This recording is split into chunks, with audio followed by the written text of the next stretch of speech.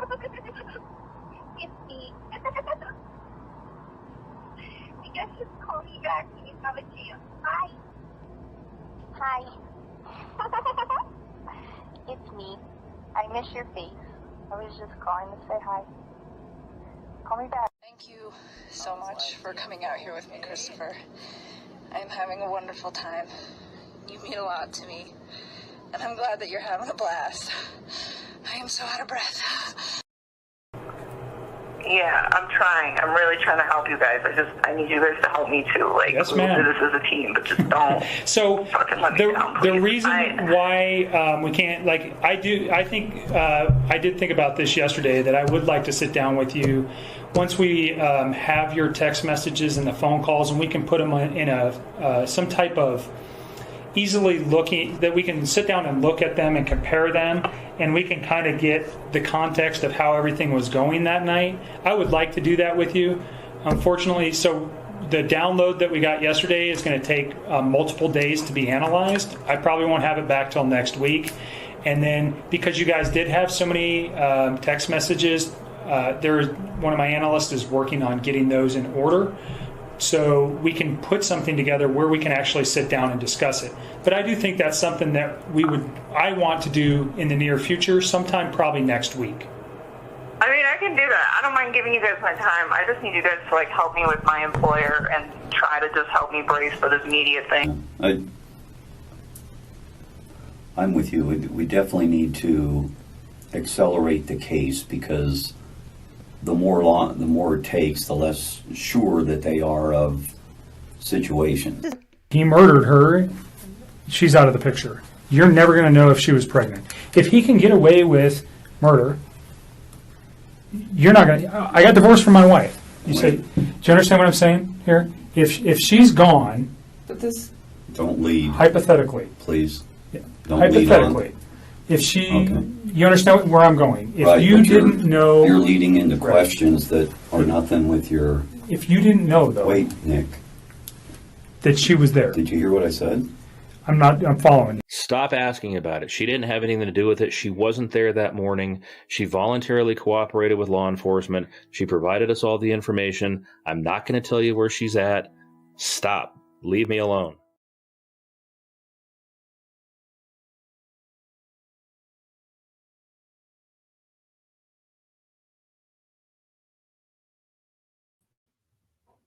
Hi guys, welcome back to Watch the Obsession live stream and chat. I'm so glad you guys are all here. Everybody come on in, get comfortable, and we encourage you to participate in chat, because that is what it's all about. Welcome, Jordan, how are you doing? Nice to see you, welcome. And let me just see who I haven't said hello to yet through chat. Hey Muck Boys, how's it doing? Always so happy you're here. Hey Jen B, welcome.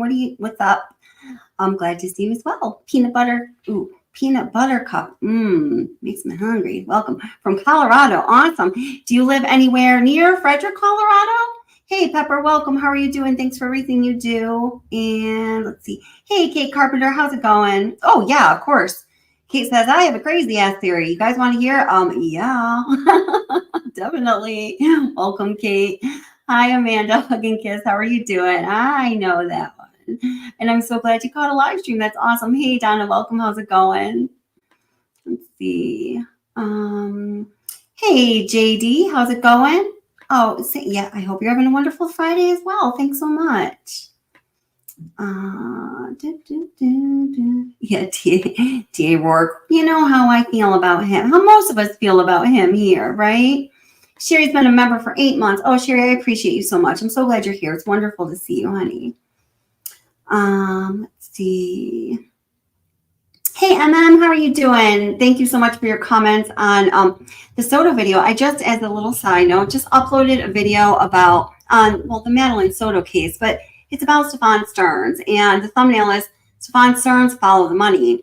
So I've been working on this video for a couple weeks. I did a really deep dive into Telegram, because for those of you who don't know, he was on Telegram 49 minutes after Jen Soto sent her daughter Madeline upstairs with that monster the night of her birthday party, right before she passed away. Well, there's a whole lot to talk about. So I hope you guys all get to catch that video, and please do let me know what you think.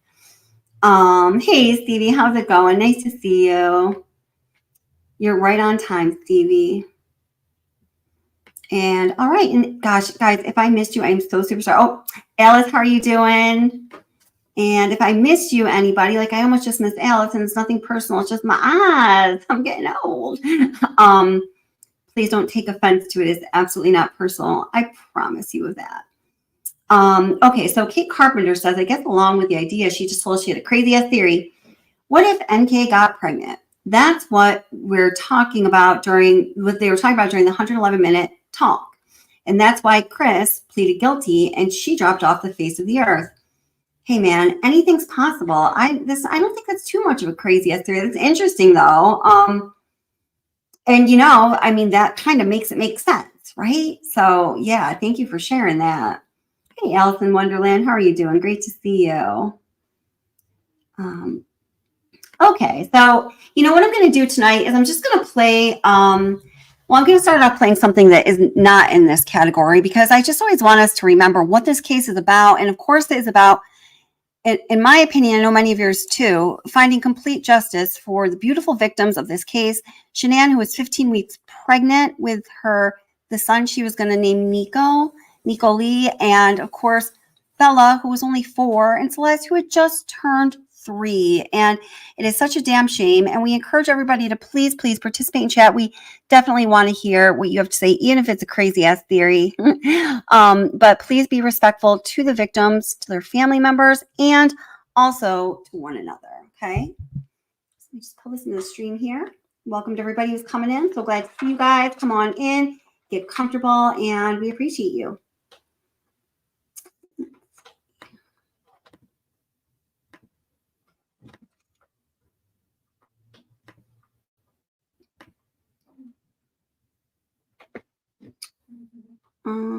Is this the one I wanted to, this was not the one I wanted to do. Hold it. It must have gone to a different one. This is Kelly from Watch the Obsession. Thanks for taking time.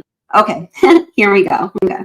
To watch this video, please click like and subscribe. Please be advised that this video will be discussing some facts and theories that are very difficult to hear. Viewer discretion is required. She's pregnant as well. She's pregnant as well. Hey, baby! I'm right here.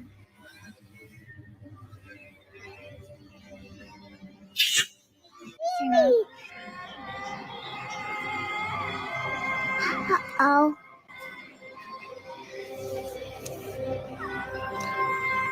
No. Oh, no. Oh, no. What happened? What happened, baby? Save me, Mommy. I saved you. You're right here. You're safe. He's not going to get you. He's not a mean monster. Hi guys, so we're doing the $600 drawing tonight for the 4K by the 25th. Everyone who reached 4K is getting their name into the drawing. So the first one is Chris Watts. Chris Watts.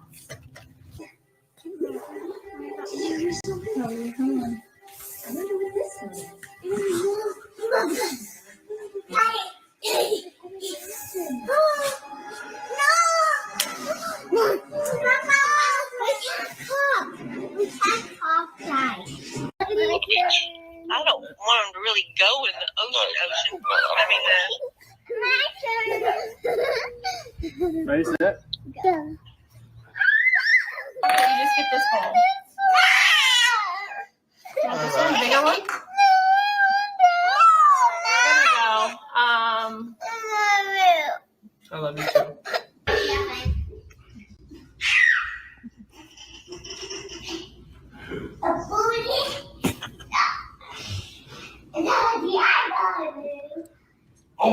Definitely a tough topic to discuss. People have asked, why do people say that Chris Watts took the lives of his daughters, Bella and Celeste, twice? I don't understand that. How is that even possible? Well, the story initiates, I believe, from Cheryl Lynn Cadle in her book, Letters from Christopher. And in Christopher Watts' own handwriting, he tells Cheryl Lynn about what happened that night, and Cheryl Lynn recounts his horrific story. Admitted that he actually killed his daughters not once, but twice. Yes. What did he mean by that? Well, the morning of, he went into his baby girls' rooms and took a pillow from their bed and smothered them.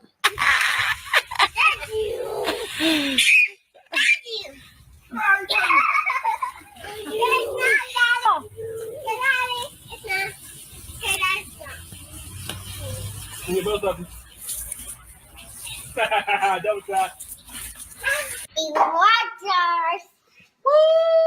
Yesterday when you were talking, and again, this is before we kind of got to this moment today, you mentioned that we were talking, you said, I don't know where they are, and then you said something along the lines of, whatever happened to them, this act of pure evil. What does that mean? This is the evil that I saw when I walked behind Shanann and she was on top of CC. And then I felt evil for what I did to Shanann. Okay. Like at the end of the conversation, it was just like, that's what happened. I just wish I could have let go.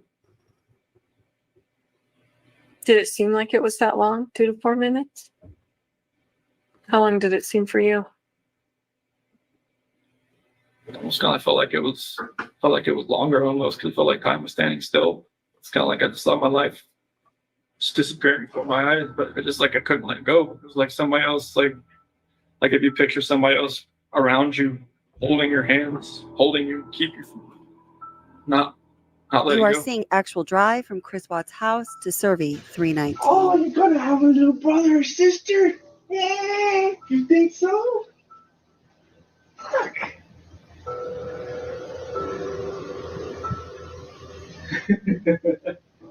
July, baby?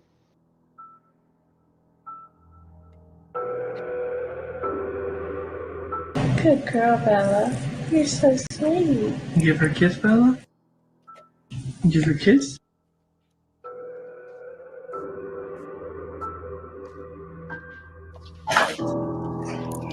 Daddy home. Daddy home? No. No. Yeah? Let's do it. A little hair. Ready? Set? Cece, what's Daddy I doing? am so sorry. Well, guys, there's absolutely no doubt that something horribly evil happened in that house.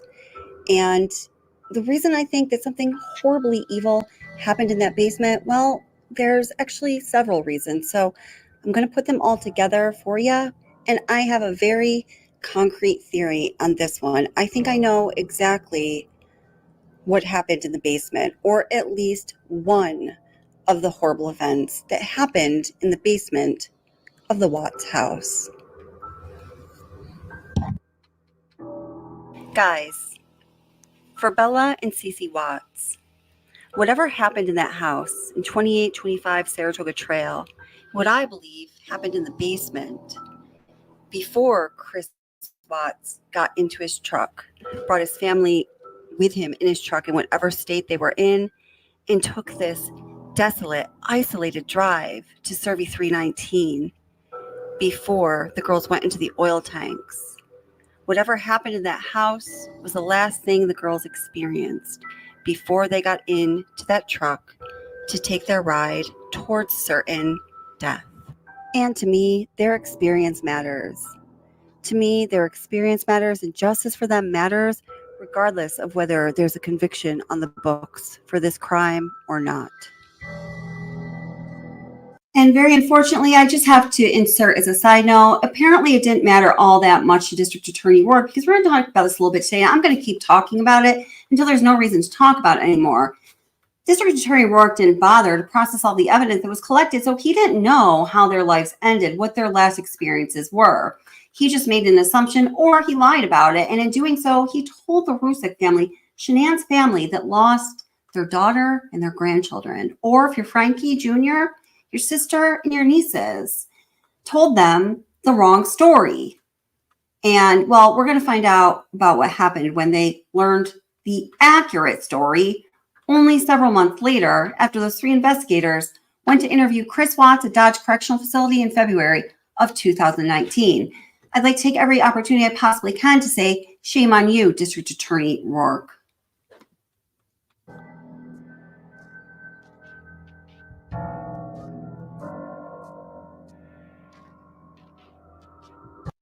That night, and Cheryl Lynn recounts his horrific story. I'm going to read you an excerpt from Cheryl Lynn Kettle's book, Letters from Christopher. So this is in Chris Watts' own handwriting, and that is not contended.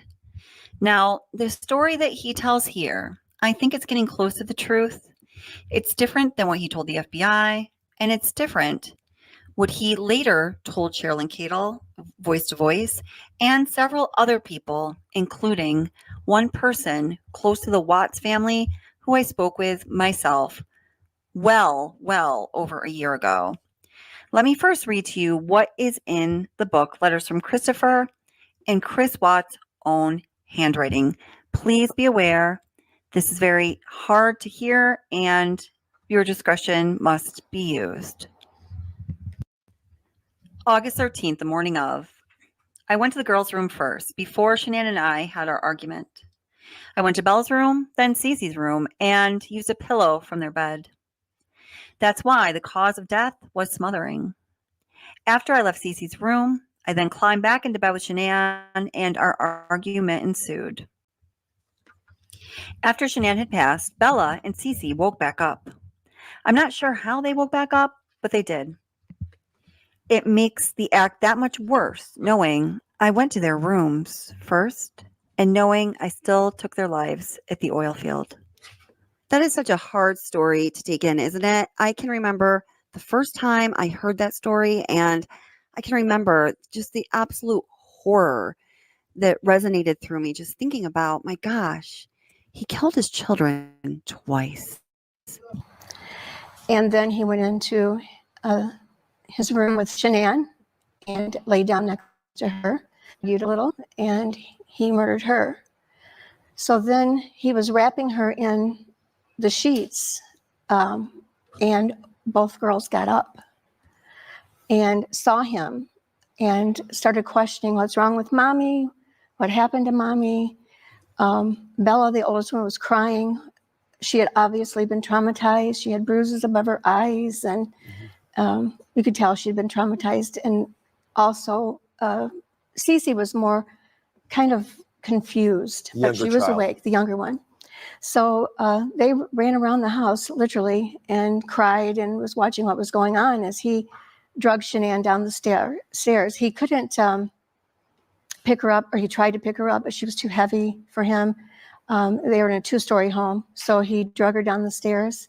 Oh my goodness. Put her in the back of his pickup truck, and then proceeded to put each of the girls in the back seat with their little feet dangling over the seat on top of their mommy.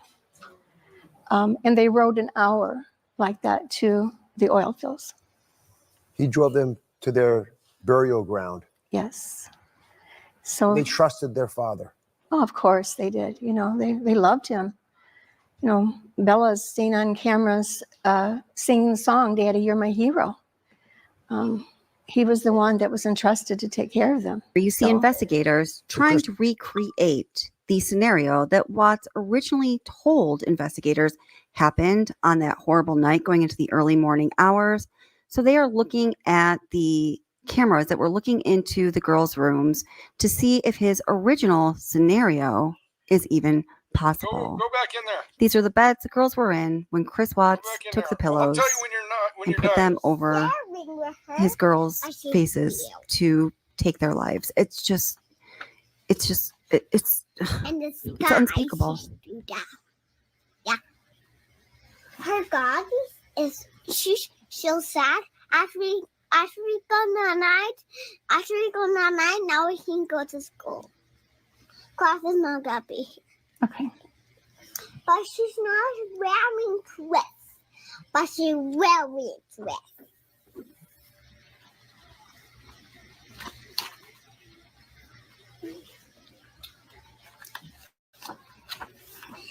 she will go there. But I can't hold it.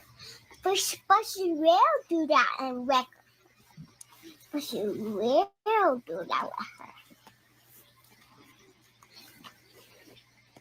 Okay, finish reading. Come on. Oh, I want to touch this. Okay, now finish reading. Okay, come on.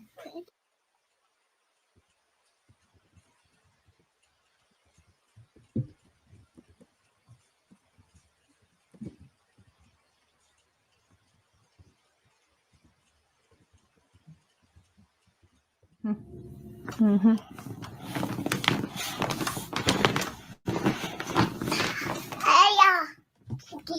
Blanky? Okay. Yep, I have a blanky. Oh, no, ma'am. Oh, no, no, no. No, no, Cece.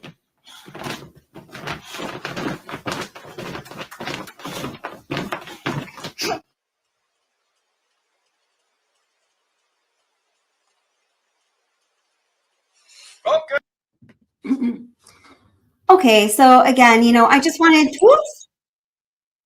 Ooh. Okay, there we go. Yeah, and everybody, please do take a moment to hit like if you don't mind, and even share the video if you are interested in doing that. I'd really appreciate it. As a lot of people have been saying, they didn't get notifications for this live stream. It's so common with YouTube. I don't know what their deal is, but when you press like, it just helps to push out the notifications, and I very much appreciate it. So, I wanted to play that because, first of all, I think it's so important, as I said in the very beginning, to always remember why we even talk about this case, what it's all about, and the tragedy that happened and the beautiful lives that were lost, and really the horrific way in which they were lost, of course, just horrible stuff. And also, my driving theory here on this channel is, about what happened in the basement, what happened to Bella and to Celeste. And I put out a video about it a few months ago. I know most of you watched it because this video did get a lot of views. But if you haven't, I'm going to try to find the link in a moment so you can watch it. But I think it's just kind of critical to us having a discussion. Oh, here it is right now. I'm going to just grab the link for you. To have a discussion all together where we're just kind of talking the same language and we're on the same page. Now, that doesn't mean that you need to agree with what I said, but I just want to put that out there. And Kevin, did that message send? I was asking Kevin, who is my friend and he's a moderator here. He works in the same industry as did Chris Watts, and so he's kind of the expert on that in that regard. Definitely on the oil fields and the trucks and all of that. Oh, I did ask you that question. So Kevin, do you think that Chris could have picked up a 150-pound Shanann and put her into the back of the truck cab the way that has been described? What do you think about that? I'm going to see if you have.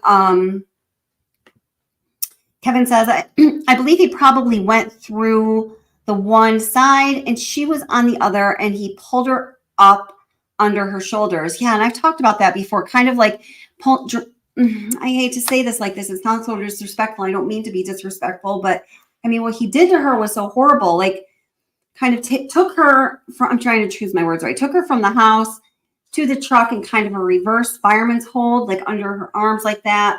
So like her back would be towards the ground, her heels would have to be on the ground, and then something like that. But then the question is, that everybody always asks is, why don't we see any kind of like evidence of that in the, need security camera video? But we do have to keep in mind that damn bush is there. And also, it's just a really poor quality. So it is really a hard question to answer. Kind Colorado. Oh, is the Wokey here? Or is the Wokey here? I've seen some people say his name. If you are, hi, the Wokey. Kind Colorado says, when you watch Nate's footage, I never noticed the truck going lower if he actually loaded Shanann's body into the truck. Another reason why I think she was taken out the back. Yeah, that's kind of like, what people say to what I was just talking about, yeah, let me just. Suspension is too stiff. So do you, okay. Okay, so this is really important, Kevin. Why have you never told me this before, honey? This is like something I've been telling people for a long time. So Kevin says to Kind Colorado, it wouldn't lower. The suspension is too stiff. That is very interesting. I never would have considered that. That is a great point though. Wow. Huh. Yeah. Interesting. Ashley Victoria, I just saw some people saying great comment. Says he tells people, I don't want to throw anything out there, but like they're building houses back there and someone could have drove up. In my opinion, he leaked verbally exactly what they did. Yeah. And actually, you know what? This video is in part about that kind of like leakage. Yeah. Really good point. Oh, thank you. MM Clark says, Kels, I love that you and chat are still screaming for justice for these innocent souls. I mean, there's no choice, right?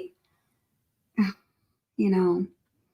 Oh, yeah. Kate asks, who was taking care of poor Dieter when Shanann was away and Scumbag spent all of his time at NK's? I feel so sad for even the dog. I know. I don't think Dieter was getting much love at all. So Kevin says she was then laying on the floor of the back row seat. Right. Thank you so much, Kevin.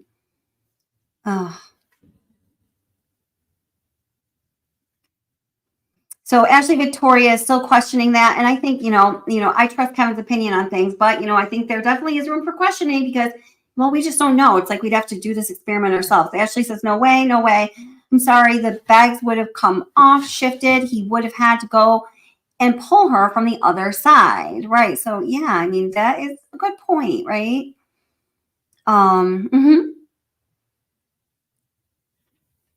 Okay. So, offline, welcome. How are you doing? Says, Kelly, did you ever answer your own question from your old video about the weird way Chris grabbed was handed the gas can in the garage? The only no, I guess is the answer to that. Because if I made 2 videos about that, and I think I know exactly what you're talking about. The only information I could find is what I presented in that video and we discussed in that live stream, that he, handed someone a gas can. We did a review of what was in the garage at that point based on the police body cam video. There was nowhere, to put a gas can that would have been hip height, shoulder height, waist height, anywhere other than the floor. But he hands off the gas can. He does not bend over. In point, I think it was 3-4 seconds, he turns around.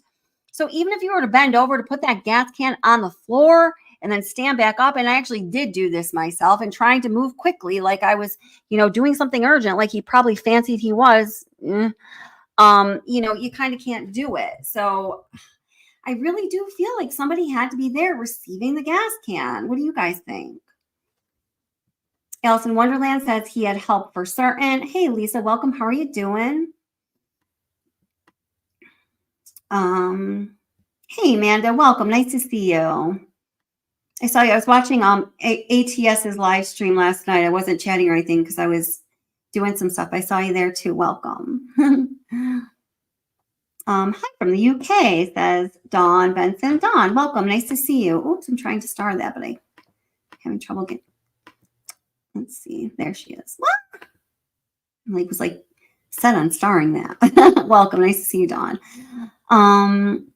Ashley Victoria says, how does he seem to shift around something or someone also at one point, something that made a reflection in the side of his truck, but I believe that footage is gone off YouTube. I know what you're talking about.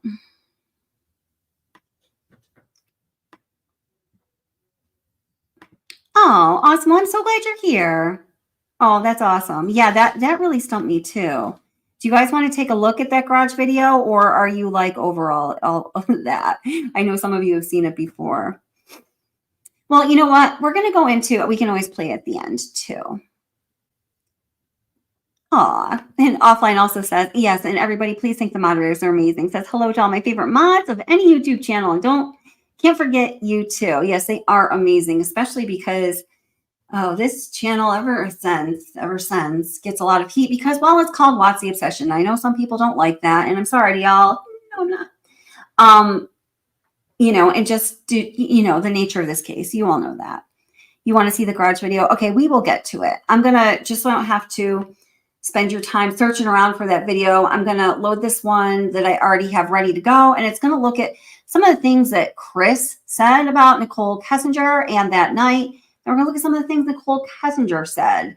And also, for those of you who are following, the Bombshell series, NK was more involved than I am still on that, but due to that information that's caused me a whole lot of strife that I almost wish I'm glad I did, because the whole idea is to find justice for those victims and to find the truth. And this is certainly a movement towards the truth. Some of the roads I was going down, I just have to stall on for a little while. And that's all I can say about that. And I'm really sorry that I can't say more. And I hope that you understand. Kind of read between the lines, right? Okay. So a couple of you know more, but I know you know more because I know you never say anything. All right. Well, I don't think, it's not that I don't trust any of you, but, people that I've been talking with personally for a long time, I feel like that sounded mean. I'm sorry.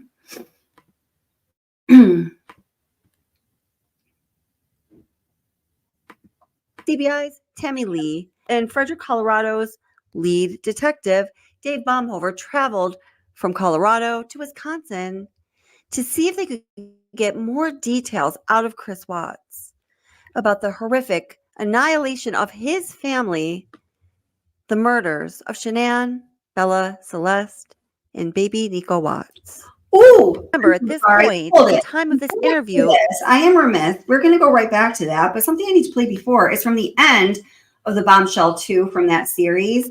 That I know a lot of people did not watch compared to the first one, but I need all of you to know about this.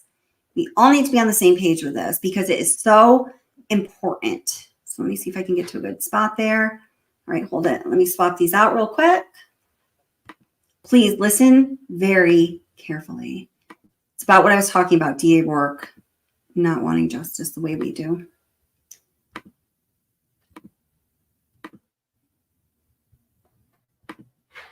Okay. That things needed to change. In fact, we know that something like this is the case due to what the Channel's investigation just learned about what investigators knew about Nichol Kessinger and some part she played in the nefarious activities that happened in the days leading up to the end of Shanann, Bella, and Celeste's life. Good job, Kelly. I just happened to kind of arbitrarily hit play in the point of the point I was just saying I should not be talking about for the time being. But there you go. I know it's still not clear and that frustrates some people. And I really am so sorry for that. I opened a can of worms. I was not ready to, I don't know, what do you do with worms? But that's what I did. Sorry. And we will be going deeper into that in the next 2 episodes of this series, which are on hold for now for stated reasons, but not forever. Promise you that. In this Dr. Phil episode, we're about to explore a little bit. It was recorded right after Chris Watts' final confession to the 3 investigators when they went out to speak with him in Dodge Correctional Facility after he had already been charged, sentenced, and was no doubt spending the rest of his life in prison. Dr. Phil in this clip talks to Shanann's family's attorneys. He brings up the topic saying, we know that the other person in the investigation that was questioned was the mistress. Did anything actually come of that investigation? In talking to the mistress, we will then hear what the attorneys had to say. And guys, it is very interesting. I don't know if you've ever heard this, but wow, wait until you hear this now. Chris Watts is sharing new details about the night he killed them. An attorney for Shanann's parents, Frank and Sandy Rusick, told our Dylan Thomas his clients were briefed on the new information and were evaluating their next steps. You need to pay attention to the fact that they say here that the family was evaluating their next steps. Dr. Phil asked the attorneys why investigators went to talk to Chris Watts in February of 2019. As we expressed, it's our guess that there was another person they were looking into or investigating that would have required enough time to either determine if charges should be brought or if that was not an avenue to be explored. And we're unsure at this point if that's ongoing investigation or not, so we don't want to go too far down that road. The Rusicks family attorneys offer an explanation of why the Rusicks may simply not care if law enforcement goes after someone else that may have been involved. I mean, think of Chris Watts' initial confession. He blamed Shanann for these atrocities. He blamed Shanann. The Rusicks family's main concern was to clear Shanann's name, and rightfully so. They probably felt after that happened, they could move on. The result of that interview in February 2019 from Dodge Correctional Facility is that Shanann's name was, in fact, cleared. The family attorneys say that with this confession, they hope that it can be known by all that Chris Watts did not walk in to find his daughter's lives being taken by the hands of Shanann. The attorney goes on to say, and man, I can totally understand this, and I so much feel for Sandy Rusick and the Rusick family, that the way the information is coming out now, rather than in a prolonged way, as it would in a trial when they had time to emotionally prepare for what they were going to hear, there's information coming out every 2 to 3 weeks. And it's making Sandy feel kind of angry. And my gosh, who could blame the woman? It's torture. The attorney then goes on to explain how the Rusicks went about making the decision that they did regarding the outcome they'd feel okay with there being a trial or not being a trial, accepting Chris Watts' plea or not, and having death penalty on the table or not.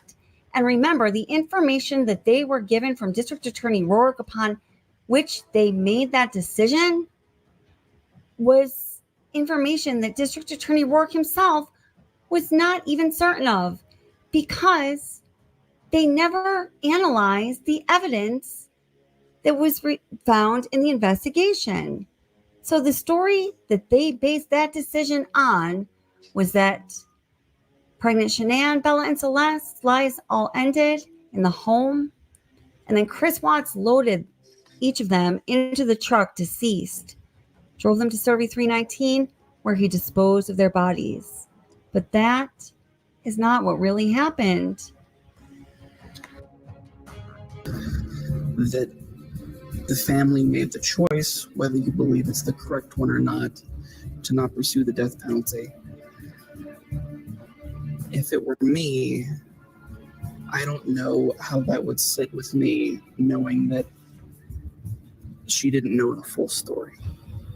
And that might very well have changed the position she took, what she advocated for at the time. All I can tell you is what I might do. It would So definitely... do you get that, this conversation that they're having here? So Rourke did not bother to have the evidence that was already collected analyzed. And, you know, when they say that, he stopped the clock when he pled, which was November, help me out here, 4th or 6th. Wow, I can't believe I can't remember that. That was burned in my head.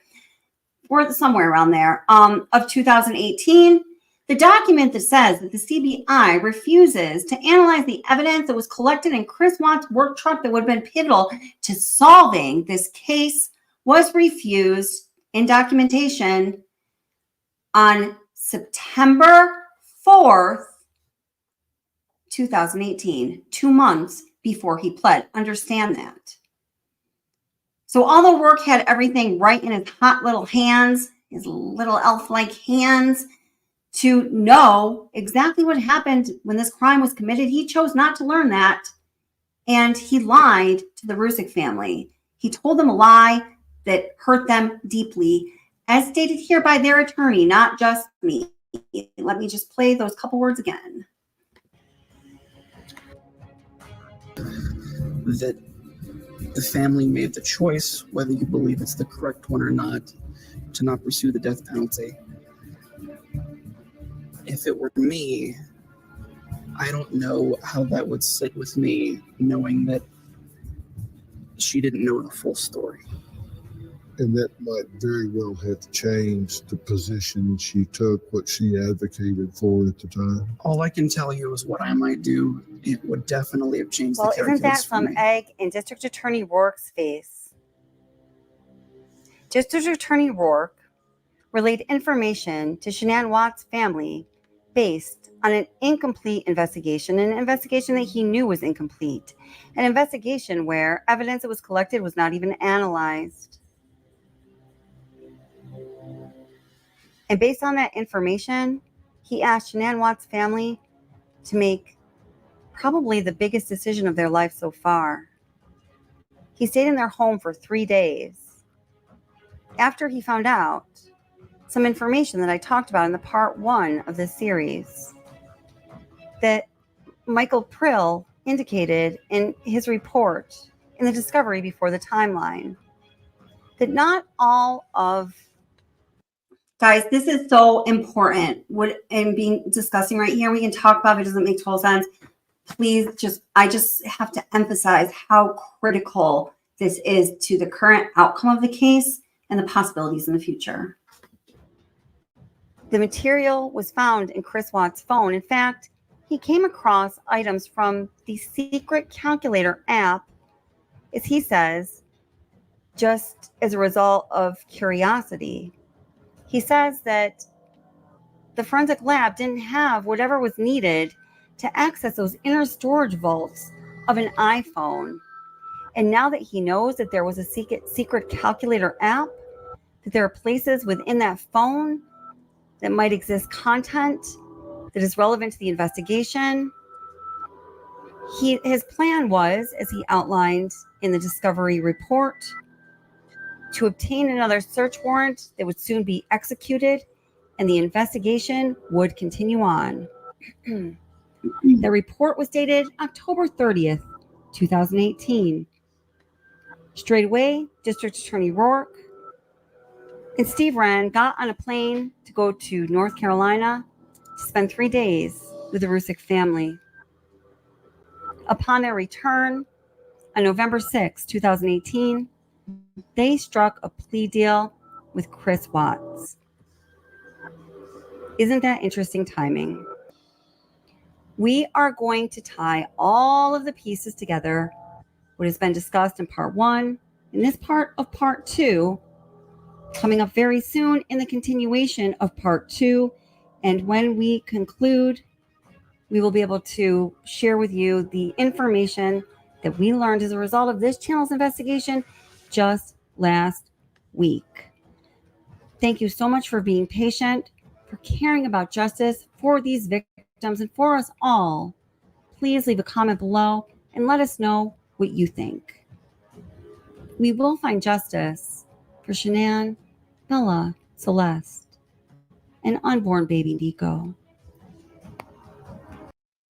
Okay, guys, just one moment. I want to answer some of the questions that were asked here. I'm getting the things to do that, so I'm just going to take one little 2-minute break and allow you to listen to the sweet cadence of Nichol Kessinger's voice while I do so. It's me. You guys just call me back when you have a chance. Hi. Hi. It's me. I miss your face. I was just calling to say hi. Call me back. Thank you so much for coming out here with me, Christopher. I'm having a wonderful time. You mean a lot to me, and I'm glad that you're having a blast. I am so out of breath. Yeah, I'm trying. I'm really trying to help you guys. I need you guys to help me too. Like, Yes, we'll do ma'am. this as a team, but just don't So fucking let me down, the please. reason why we can't, like, I did think about this yesterday, that I would like to sit down with you once we have your text messages and the phone calls, and we can put them in a some type of easily looking, that we can sit down and look at them and compare them, and we can kind of get the context of how everything was going that night. I would like to do that with you.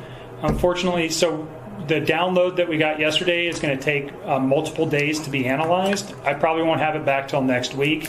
And then because you guys did have so many text messages, one of my analysts is working on getting those in order, so we can put something together where we can actually sit down and discuss it. But I do think that's something that I want to do in the near future, sometime probably next week. I mean, I can do that. I don't mind giving you guys my time. I just need you guys to, like, help me with my employer and try to just help me brace for this media thing. I'm with you. We definitely need to accelerate the case because the more it takes, the less sure that they are of situations. He murdered her. She's out of the picture. You're never going to know if she was pregnant.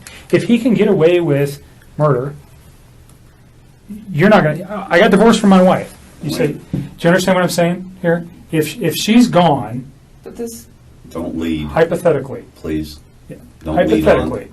if she, Okay. you understand where I'm going. If Right, you but you're- didn't know, You're leading into questions that are nothing with your. if you didn't know though, Wait, Nick.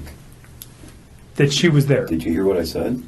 I'm following you. Stop asking about it. She didn't have anything to do with it. She wasn't there that morning. She voluntarily cooperated with law enforcement. She provided us all the information. I'm not going to tell you where she's at.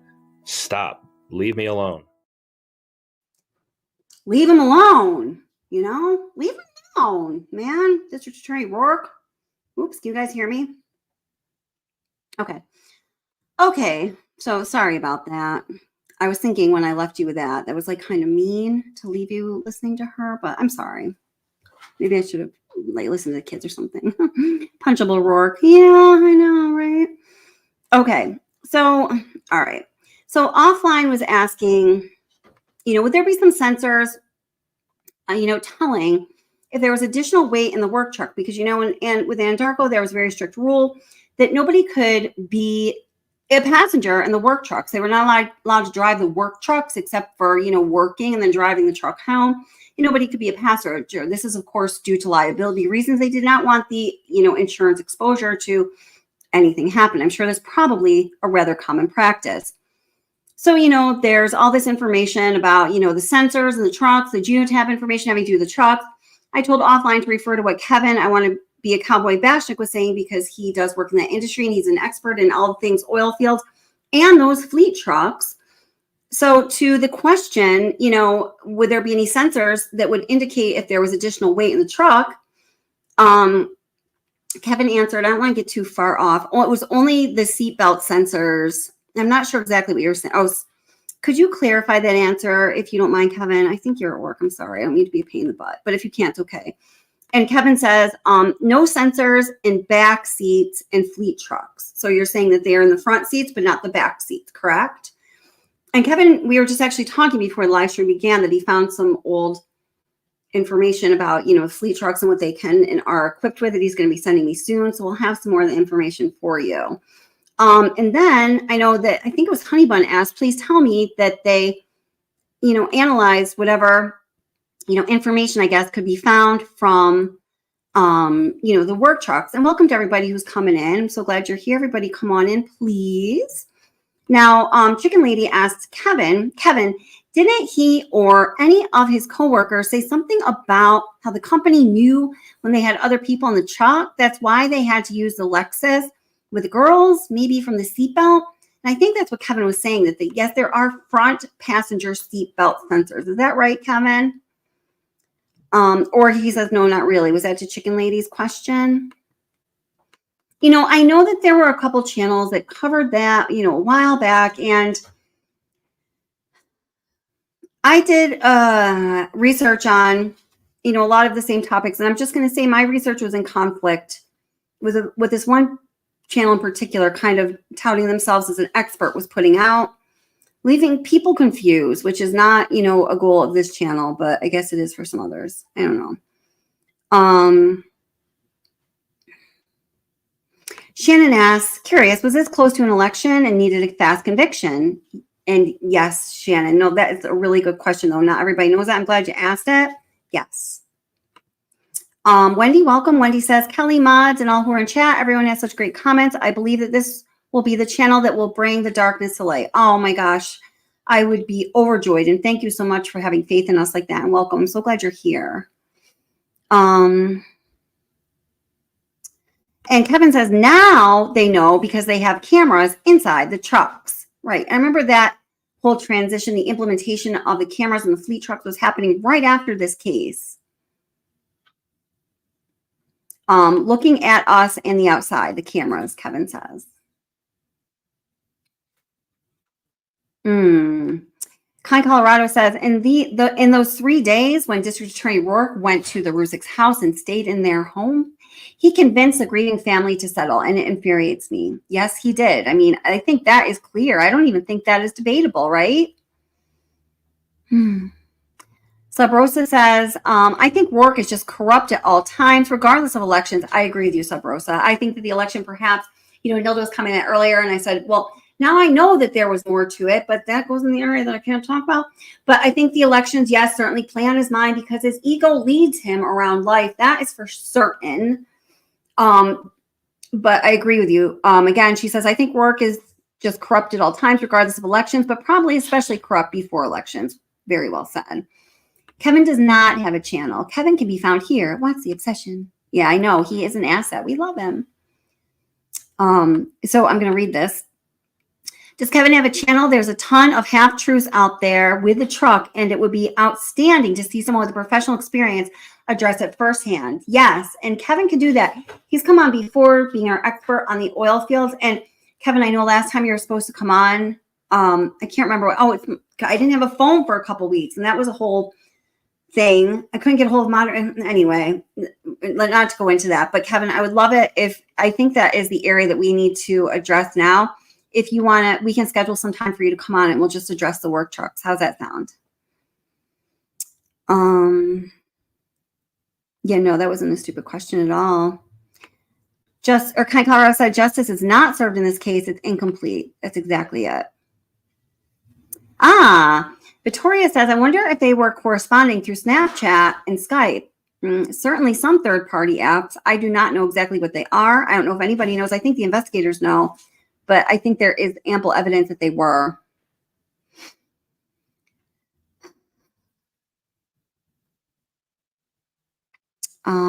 Okay, now, I'm coming back into cut. You guys have so many good questions and stuff here. So, I know. I'm so sorry, Cynthia. I know. Just after I pressed play, I thought about that. I was like, that was mean. I love them. Why am I doing this to them? Shannon says, if I were Shanann's family, I would seek every possible way to prosecute him for shutting down the investigation before everything was reviewed. Man, but like I was saying, in that little bit of the end of that part 2 that I put out a little while ago, the Dr. Phil conversation with the Rusick family attorneys, I think makes a very good point. And that is, even though they were heartbroken about what they learned when those investigators went back to interview Chris Watts in February of 2019, 3 months after he was already in prison, and they found out that, Rourke essentially lied to them, though he did lie to them. And I think that they knew that. Still, what Chris Watts said absolved Shanann of what he had accused her of, which is the worst thing he could have done. And that was that she was the one who killed the girls. So maybe in their minds, I'm sure that was the biggest issue weighing on their hearts. And I'm sure they desperately wanted her name to be cleared of, having that horrible darkness smudging it. And even if all these other outcomes were terrible, like what Rourke did to them, the fact that Chris Watts came out and said, okay, I did it, essentially it wasn't Shanann. I think that probably is what they needed most as far as the resolution. Does that make sense? Hey, Katie London, how are you doing? Welcome. Kevin has pictures. Yay. Let's see.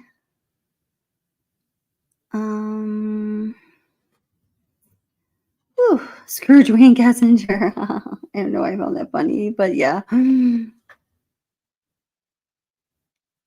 I know. What the hell does NK think the cops can help her with her reputation? She absolutely 100% does. Yes, and we're going to talk about that more. I don't know if today I was planning on it, but I'm not sure if we'll get to it, but yeah, they helped her with everything. Yeah. And yes, please, if you just came in, welcome. I'm so glad you're here. And if everyone could please hit the like button, I'd really appreciate it. Thank you so much. Yes, we can hear you loud and clear. Did I ask that? I remember asking that question, but thank you, Liz. When I do ask that question, and I guess I did, I love it when people respond. Sometimes I'm like, guys, someone tell me.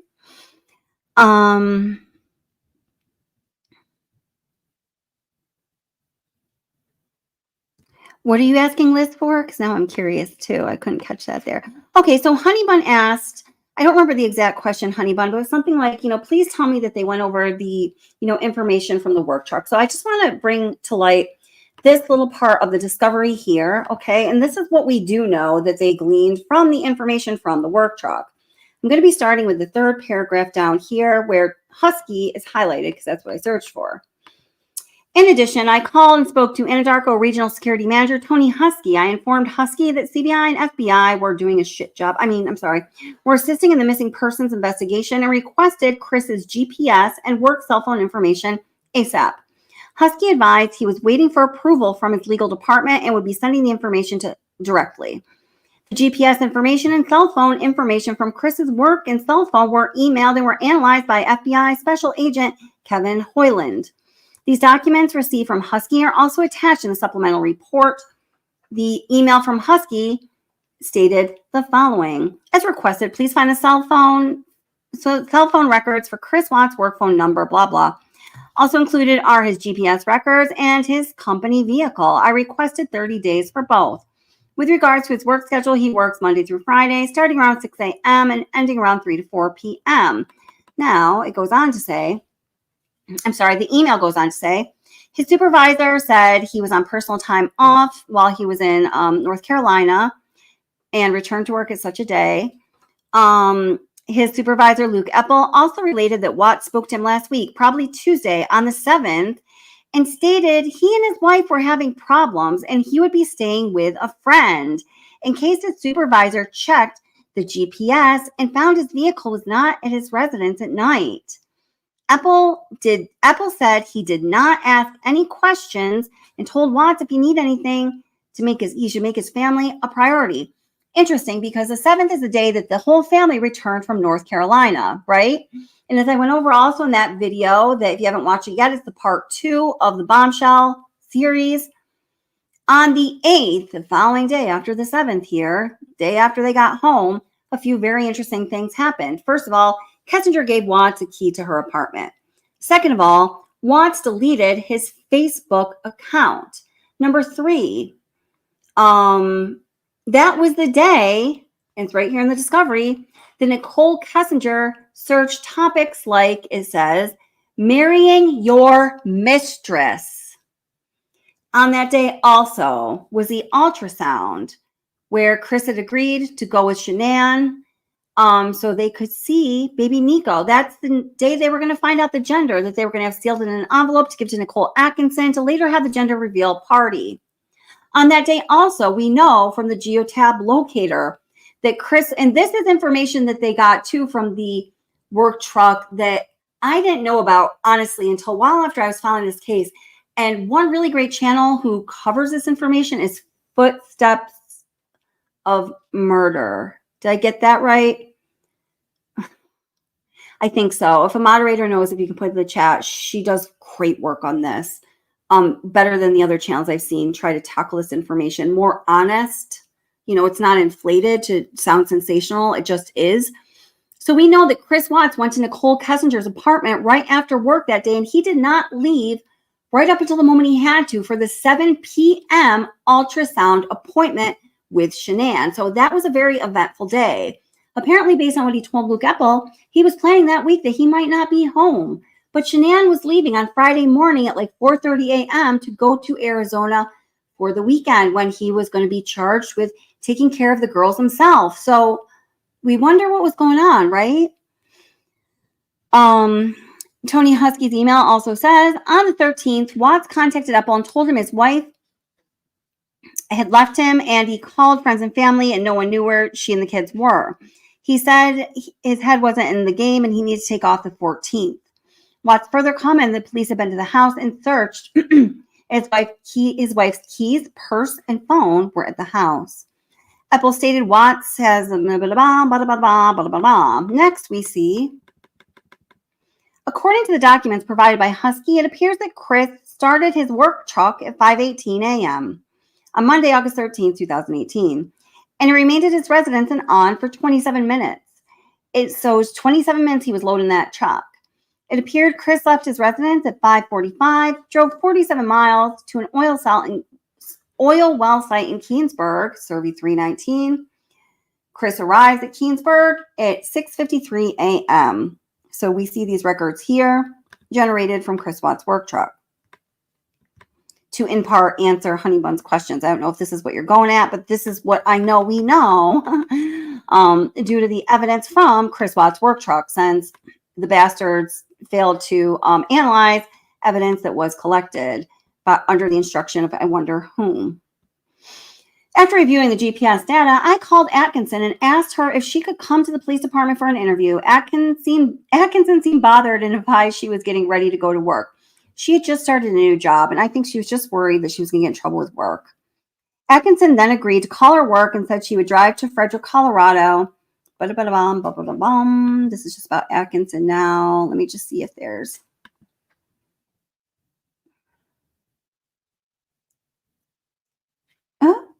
Yeah, see, and it says here, just to the point that I think she was afraid she was going to get in trouble with her work. It says, at that point, a male started yelling in the background that Atkinson already spoke with the police and would not be coming in. Atkinson stated that it was not that she didn't want to help, but her employer could not find anyone to cover her shift. I feel so bad for her.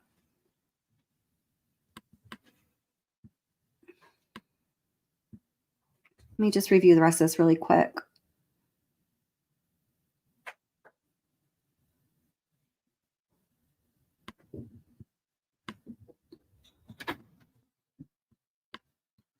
Okay.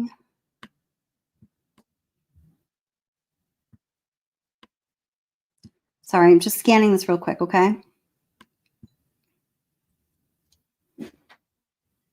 So, okay, now this is from Tammy Lee's report on her interview with Luke Epple. She says, next I spoke to Epple about the GPS system in the work vehicles. Epple explained that the GPS is activated as soon as someone starts the ignition in the work vehicles. Epple said the GPS, it's a funny name to read, also records any starts, stops, and the duration of any trip, going along with information from the work truck.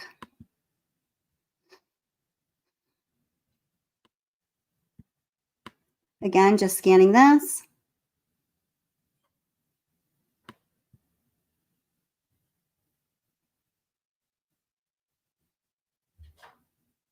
Okay, I asked Epple if Chris was allowed to drive his work truck vehicle when he was off, and he said no.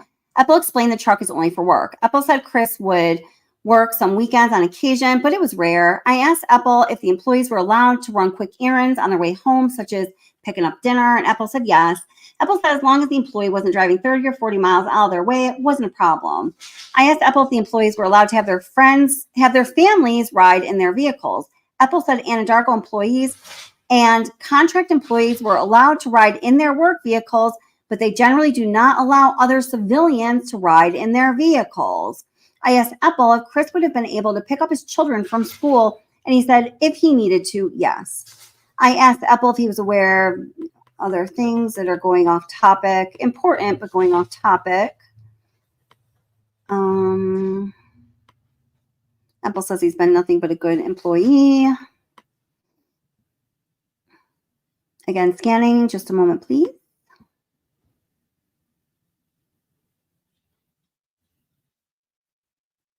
Interesting, because this never happened. I've read this before because I've read every word of this more than once, but it's clicking to me just now, guys. I'm having an aha moment right here in real time. Epple said he never heard from Chris Monday afternoon and texted him Monday evening around 9 p.m. Epple said Chris called him back immediately and said his wife and daughters were still gone and the police searched his house and vehicles with a warrant. But we know that wasn't the case. I actually thought I just read it differently because they never bothered to get a warrant for his vehicle, even though one of the dogs sat and hit right outside of his work truck. They never bothered to get a damn warrant to go inside. They didn't collect that trace evidence and that other evidence that was refused until after Watts was arrested. Again, just scanning quickly. All right. Yeah. Okay. So now that probably, sparked other questions.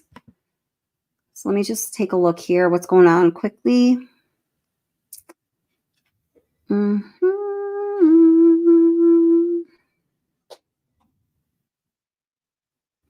Well, I'm just I'm going to email you a list of. Okay, awesome, Amanda K. Please do. I love that. Thank you so much. Ashley says, why did Anadarko decide to take that truck Chris had, and didn't they keep that truck and put back out for use? But the dogs ever hit? I'm not sure. Your words are a little mixed up there, or else I'm just reading the mix up. But hopefully I just answered the question what I just said, sweetheart, because that was like 15 minutes ago. Nice language, Skanky and Banana. Right. She's classy. Weren't there any security cameras at Survey? Well, they're supposed to be at all oil well sites, but the ones at Survey were not working, which could have been a problem where Anadarko may have gotten involved in just wanting this case to be done with because they didn't want that to get out to the public because that is a really big fuck up.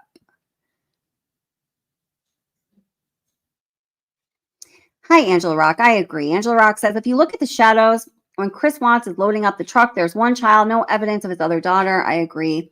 I think that Shanann and his daughters were taken out the back in another vehicle. Well, I do believe that according to, the information that I put out in that, what happened in the basement video, I believe that Cece sadly was deceased before they left. And again, here's the link to the video. Don't leave to watch it right now, though. This is for afterwards. This is like dessert. Here it is, though. If you haven't watched it, you have to. I'm assigning it. All right. He was sentenced, I believe, on election day. Well, he pled the day before. Well, I think it was a Tuesday, and election day was Thursday. So that was the 4th or the 6th. Just the specific dates are escaping me. And then I think the sentencing was on the a little later in the month.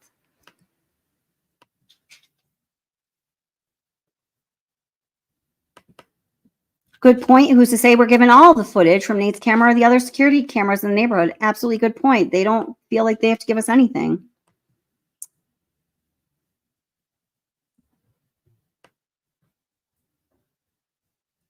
Let's see.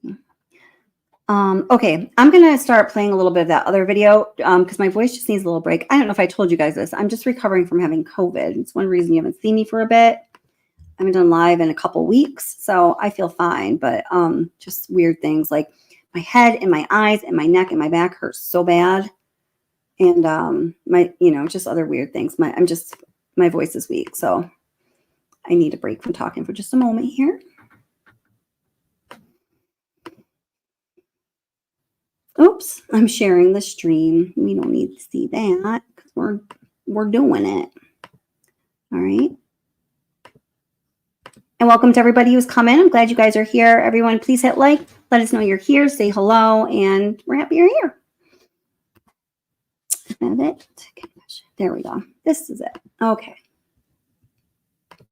In February of 2019, Chris Watts initially had only made a false and partial confession, saying that he killed Shanann only after she killed her 2 daughters. Now, this incomplete and false confession is rather problematic considering Chris Watts pled and is sitting in prison right now.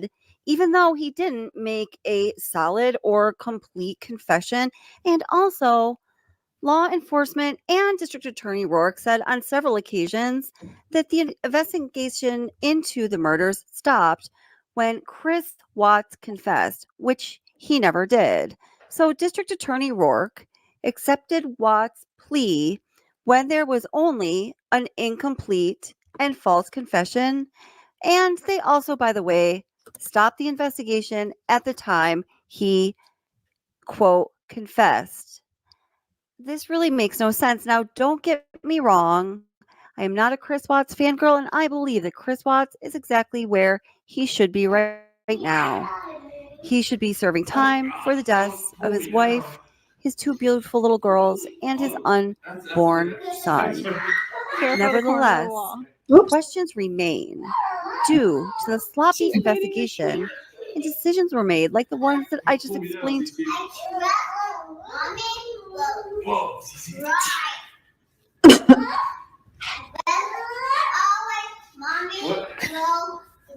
got my It's likely that you know that today, in 2024, there are many, many, many people out there who believe that Nichol Kessinger should have been properly investigated, possibly interrogated, and many of those people believe that an investigation should reopen to check out Nichol Kessinger in order to finally determine once and for all if Nichol Kessinger had anything to do with this horrible crime before, during, or after the fact, and if she should, in fact, be charged and face her day in the court of law.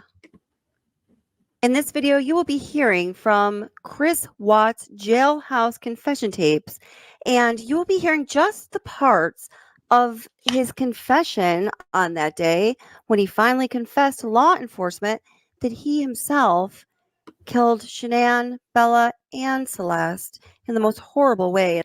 You're going to be listening to the parts where he talks about Nichol Kessinger, his relationship with Nichol Kessinger, his interactions with Nichol Kessinger, his feelings about Nichol Kessinger, and everything having to do with his mistress, formerly known as Nichol Kessinger, because as we know, she's changed her name to duck and hide from the public. Isn't it amazing that she has managed to go off the grid? I think it's important to know that around the time when this recording, this second confession from Chris Watts, was made on February of 2019, Shanann Watts' family very much believed that Nichol Kessinger needed to be further investigated. When they finally learned about what really happened at Survey 319, that Bella and Celeste took that terrible ride from 2825 Saratoga Trail to Survey 319, Sandy Ruchek at least said she changed her mind and very well may have decided that she wanted to pursue the death penalty. And really, who can blame her? Just around that time, Dr. Phil spoke to the Ruchek family and got their reflections on how they felt after learning this new confession from Chris Watts. And the interesting thing is, Dr. Phil was making a podcast at that time called The Devil Beside Me. And between episodes 3 and 4, something happened. Because in episode 3, Dr. Phil talked about how he was very suspicious of Nichol Kessinger. In fact, he felt that there was no way that she hadn't committed a crime. There was no way that she didn't know that Shanann was pregnant. There was no way that she did not know about what was going on with Chris at that time, and that Chris at least was involved in the murders of his wife and children. That in itself would be a crime, considering how she interacted with investigators when they finally spoke with her. No, I would really not like to involve him in this. Okay. He does not know about this. He doesn't know any of this is a crime. Jim, and I'm not saying you have to go to leave Jim alone. If at some point I needed Jim's info to, let's say we couldn't find your phone records, would you tell me who Jim was? I will give them to you. Would you tell me who Jim was if I couldn't? If you had to. Okay. I don't really want to involve him in this. So it's not fair to him. That's not, no, if I do not have to do that. That's fine. Yeah. Let's do it.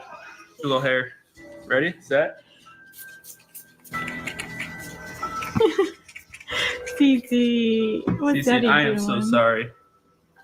I spoke with her. And then all of a sudden in the next episode, Dr. Phil never mentioned that again. Episode 3 was taken off of his playlists. It was taken off anything that played official Dr. Phil material. And I do believe that it is back on his roster now. But for almost a year, in my estimate, that episode 3 of The Devil Beside Me was gone. Let's hear just a tiny little bit of what he had to say in that episode, and then we'll go into the jailhouse tapes and confession.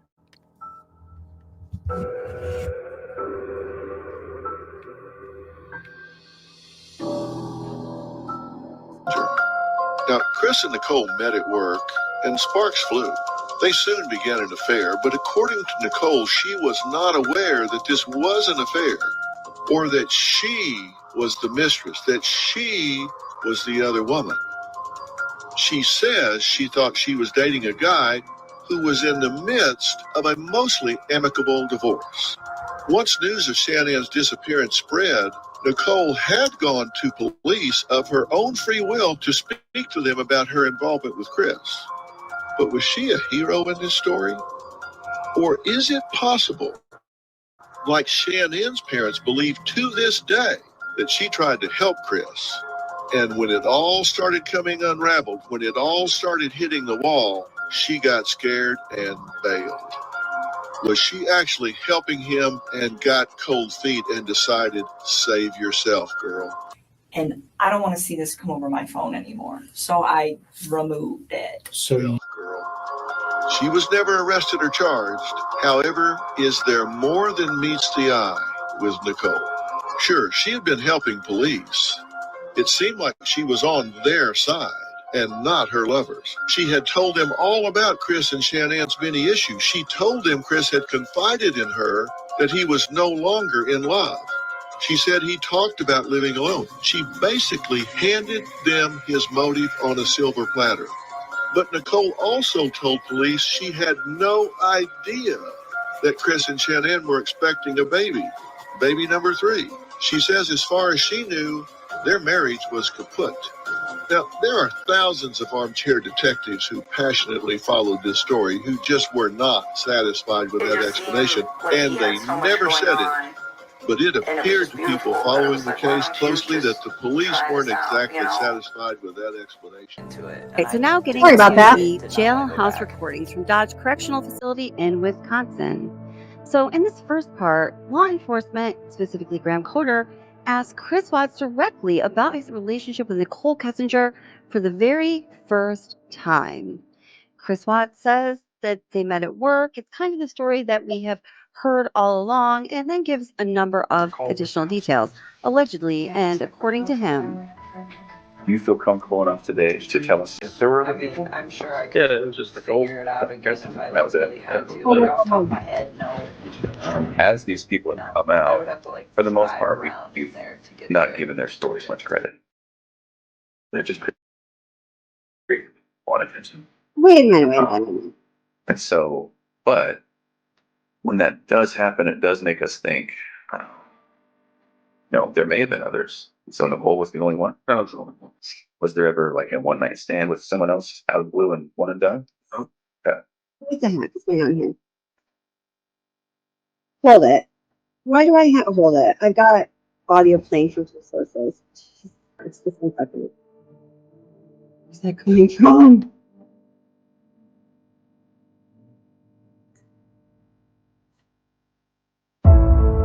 Oh, I think I know.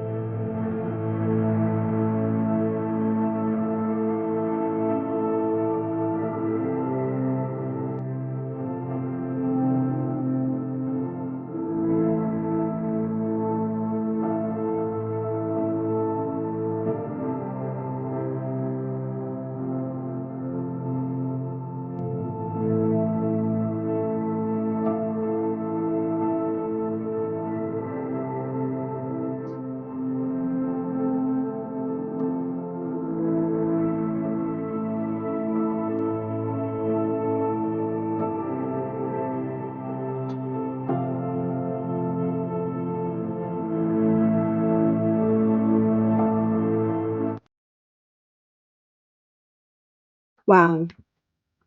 This is the craziest thing. I pressed pause on that like a really long time ago. All right. Okay, so hold up anyway. That was fine. All right. I'm not sure what just happened there. I wanted to answer some questions, but then I just got a little confused. Oh, Jen B, thank you so much for the super sticker. I very much appreciate it. Thank you so much. It's very helpful. Yeah. The nature of the things I talk to pertaining to the Watts case aren't necessarily favorable to monetization. So thank you so much. And thank you for being here. Green eye. Oh, green eyes.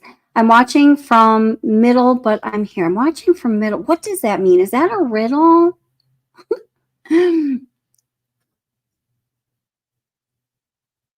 Poor Shanana babies. I know.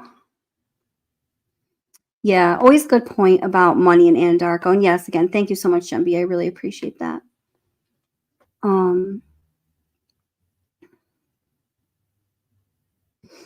Yeah, and that's another, you guys were saying, oh, some other channel said this and that. Oh, I know which one I wanted to really highlight. Okay, I'll go back.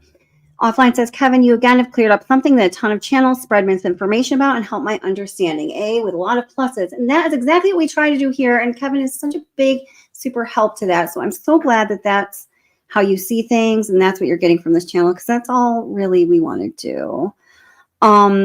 So I think it was Susan, I'm not sure I'm going to be able to find the question, asked, said on another channel, and this is what we were talking about earlier. Okay, here it is. Kelly, I've seen another true crime channel showing Chris loading his trucks, and it looks like he's walking backwards to the truck and pulling something. That's exactly what I was talking about. And that is the one spot, and I didn't even know that anybody else spotted that, where I've talked about it with a couple of you guys here, but I know I'm also like showing on channel. So that's interesting. I'd love, if you want to tell me what channel, I'd love to check it out. It looks like he's walking backwards, and it looks like, if anything, maybe he was pulling her, and I just hate to even talk about this, but to the truck in like a reverse fireman's hold. And this is what we were talking about earlier. I'm going to try to find that and take a look at it with you guys. Angela Rock said, isn't that sad that DA failed them and we as a society have to pick up the pieces? Angela, absolutely. It really is sickening. It is. And, I just think it's so important that we hold Rourke's feet to the fire here and, shine a light on what has happened, because we cannot allow this to happen. Has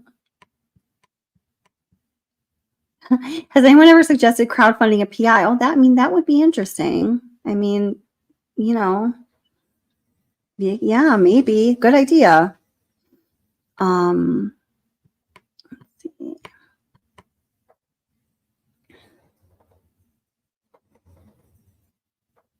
Kevin, another thing that Kevin can clarify, because he's an expert in the field, pun.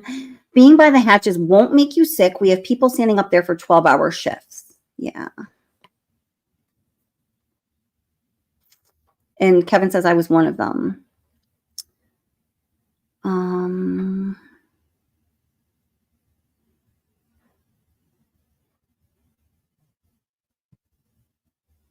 Yeah, Ashley Victoria says, I can't stand that they only asked for loaded questions. They failed these babies and their mother without a proper investigation. I think, that information that I did learn about that I'm not talking about, I think it really makes everything, people say, make it make sense. It makes everything make sense. And yeah, it's a tragedy. Oh, yeah, well, I'm glad you're here, Green Eyes. It's wonderful to see you.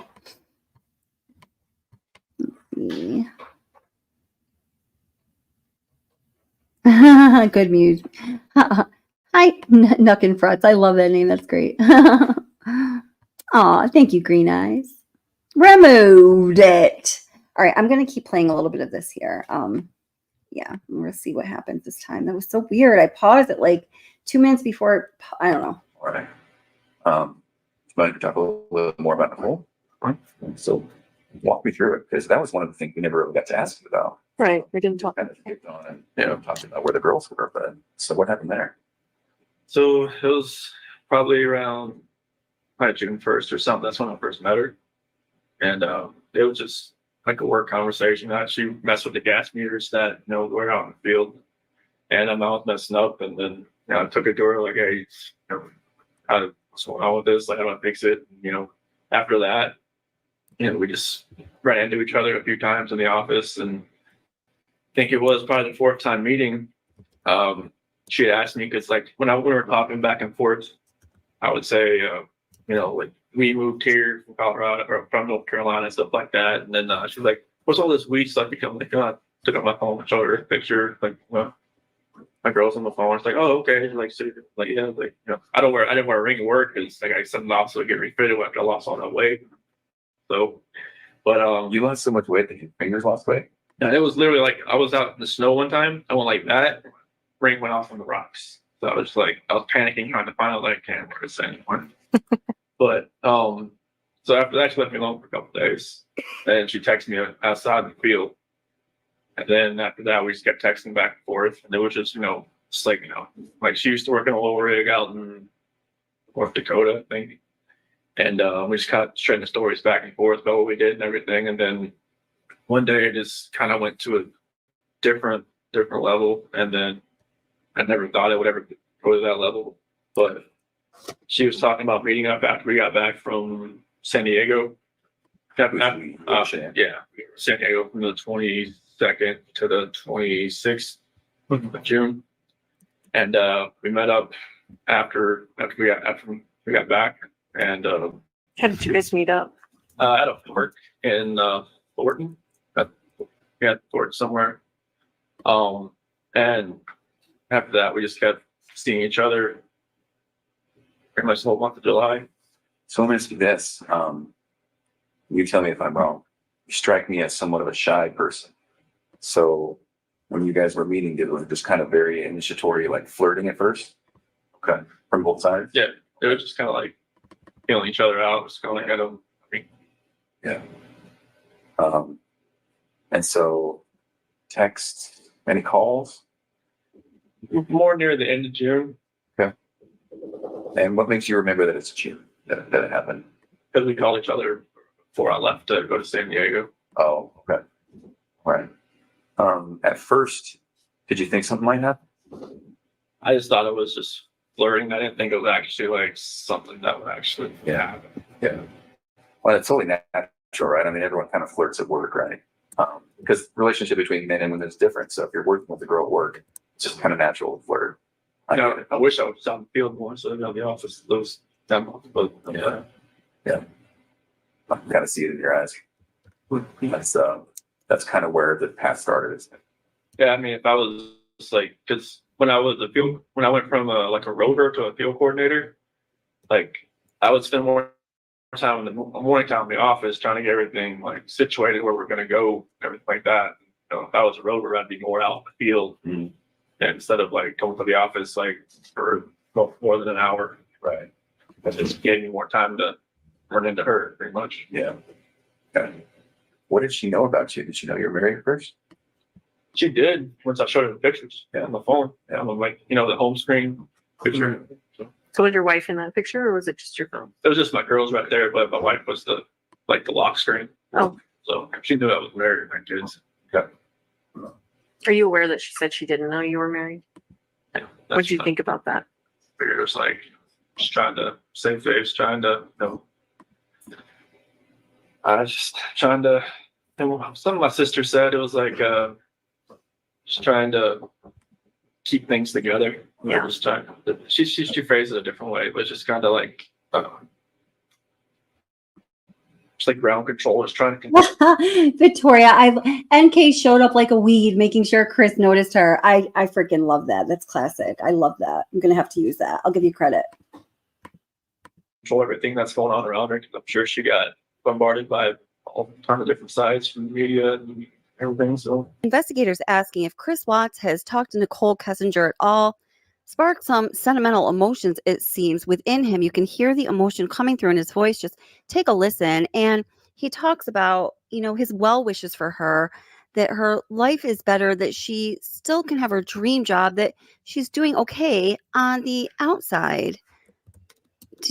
What about your wife and your children? My gosh, this is so strange to me. Have you talked to her at all? No. I'm hoping she hasn't written me in a different alias or something. No, I'm not talking to her that way. Oh. And are you not allowed to talk to her? I would hope that. Okay. No one told you that then? No, I mean I would expect I thought in Colorado it said on a DOC list that if you're on a victim list, you can't call anybody. Oh, right. But here I'm not sure if that's the same. But I just talked to my sister, parents, some friends of my parents. Do you wish you could talk to her? Maybe once, just to get some closure. Just to say hey, just once. Yeah. say like, I'm sorry this all happened. I'm sorry. I'm not sure like what happened like afterwards, like what you went through, like if you had like counseling, if you're like, you know, different state, if you had to leave everything behind. I just wanted to let you know I'm sorry, and that something I never saw probably happening or happening to somebody else. Can you be all right if we told her that? That's fine. Do you want us to? Do you want us not to? And if she would want to even talk to you, I'm not sure if she'll contact.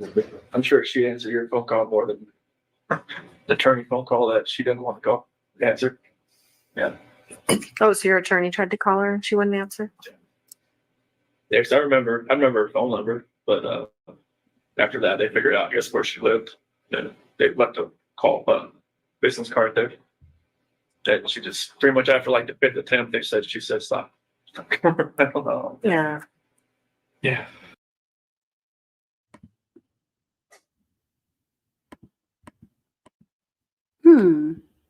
And then there's no audio for a moment. Really? Good job, me.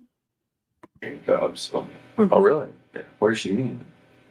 Like like an oil company in the dark. I was like, you know, I mean, unless you work for like BP or like company Phillips or something. Oh, I see what you're saying. And the dark goes like in those like big leagues. Yeah. Right. Can I ask kind of a question? Did you love her? I felt like it was true. Yeah. I think so too. I think it was the same from her. The beginning of this next section starts off with a part that you don't hear about because they were talking about Shanann, and Tammy Lee is asking Chris, what was going on. He said, I was afraid that she was going to know that I was with somebody else and she was going to kick me out of the house, or she wouldn't let me see the kids. So then he talks about not wanting to make a big scene, trying to get back in the house. So then he just goes on to kind of compare Nichol Kessinger and Shanann Watts. Graham Coder asks him about their sex life, and Chris just says Nikki wanted it all the time. He also says that he was more comfortable around Nichol Kessinger because he didn't have to worry if he was going to say something stupid or mess up as though someone was judging him all the time. I think this is really interesting. We get a look at how Chris Watts really thinks about each of these women and maybe what was going on within his mind as he was deciding ultimately, which way he was going to go. And of course, we all understand with the way that things turned out, that was a choice that was never his to make. I wouldn't want to make a scene like, trying like on the door, trying to get in or anything like that. Like, I just felt like, that was what I did on Sunday. It was kind of like, or Saturday night was kind of like the last straw. Kind of like going out with somebody and actually having a account card and just like not trying at all. So walk me through it though, because she comes home, she touches you, guys have sex, you fall asleep, then you wake up for work, all natural, all, a normal day's work type thing. Yeah. What was it that made you think, I just can't do this anymore, I have to talk to her? It was eating away at me. Like I knew like something, I knew everything that I did. Like I know like when I was with Nikki, it was, different. Like I wasn't even like in the realm of I'm a dad, I'm a husband type thing. Oh. And then like I was saying, when I'm never at home, like sleeping at my own bed, like I have no like concept of that anymore. Interesting. So in your mind and heart, you can move on. Like it kind of felt like if I wasn't at home, like I didn't think about it almost. Cause like if I wasn't sleeping on my own, but like I think there was at one point, like Nikki had gone to the mountains with her friends for like a few days, like into June, first part of July.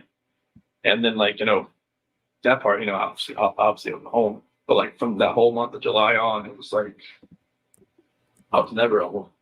Like I never had all those reminders around me. I never had, like every time my wife called me, I would be at Nikki's house. Oh, while she was in North Carolina? Yeah. Okay. And I would like, walk outside and talk to her, like when I was next to the car or something like that. I would never be at home looking like have all these pictures around me, just being in the same bed, seeing my kid bed, seeing everything that we go for the last 6 years. And so, did you just want to once and for all get it out in the open? I just wanted to just tell her how I was feeling at that point in time. Like I didn't feel like me and her were compatible anymore. Honestly, I didn't feel like that because what was going on with Nikki, it was It was new. Right. Absolutely.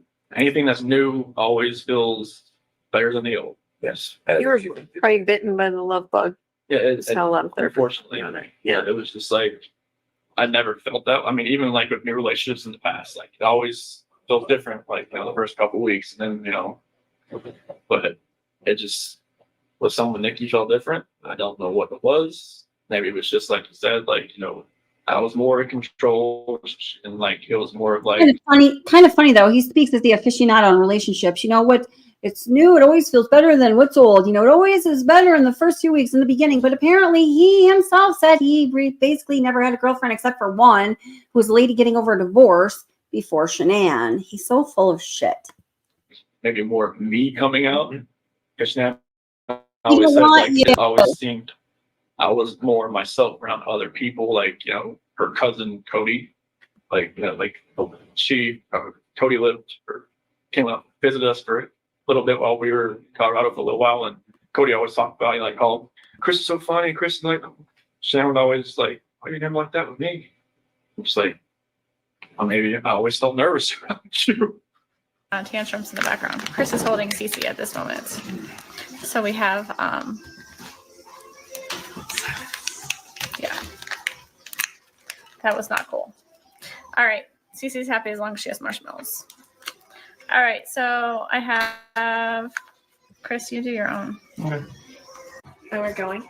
Yep. Hey, everybody. Chris. There's only so much oxygen in the room, right? I say this to some people, what dominant personalities, I just always felt nervous. I always felt like I was, never could actually just be myself. Right. Nikki, I was myself like all the time. It was just different. Well, and it seems as though, and again, hard to talk about, and you tell me if I'm wrong, but it also seems, is it accurate to say that sexually you were able to say, Nikki, this is what I would like, this is what I'm into, or blah, blah, blah, and maybe not with Shanann? No, Nikki just wanted, she wanted what she wanted. She wanted to do it pretty much all the time. I was like, okay, that's fine with me. Okay. With Shanann, it was like, I'm like, hey. Sometimes it happens, sometimes it didn't. But that wasn't the case as far as that. It was just like sexual. But it was mainly, I was just want myself. Just not think about what I was going to say or plan what I was going to say or not, say something stupid or something. Right. A little bit of freedom. Can I ask you something about that morning that you had sex with Shanann? Did you feel at all like maybe you were kind of cheating on Nikki by doing that?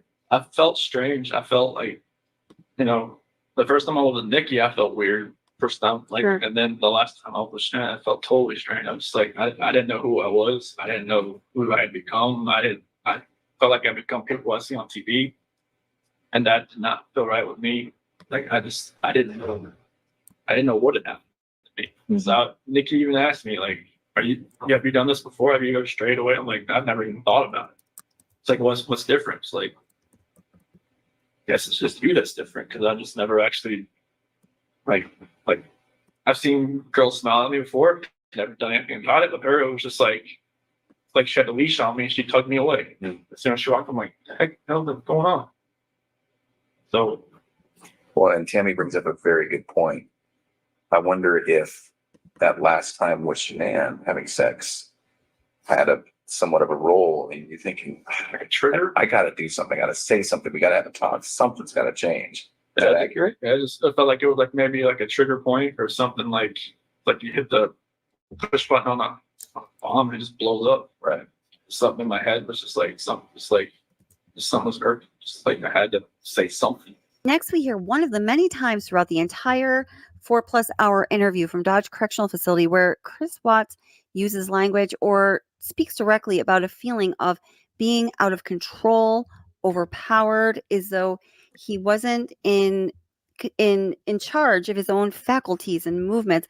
It's very strange. I think a number of things could explain this, and we have talked about them on this channel. We can talk about them again, and maybe we've talked about them not on this channel, and I'd love to hear what you think about that. He also talks about regret for not going to the football game with his friend and going to the Lazy Dog with Nichol Kessinger on Saturday, August 11th instead. like at the end of the conversation, it was just like, that's what happened. I just wish I could have let go. Did it seem like it was that long? 2 to 4 minutes? How long did it seem for you? It almost kind of felt like it was longer almost, because it felt like time was standing still. It's kind of like I just saw my life just disappearing before my eyes, but it just like I couldn't let it go. It was like somebody else, like if you picture somebody else around you, holding your hands, holding you, keep you from not letting go.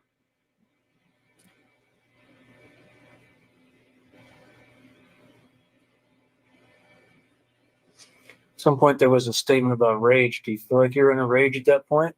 How do you? That's the only way I can describe it, honestly.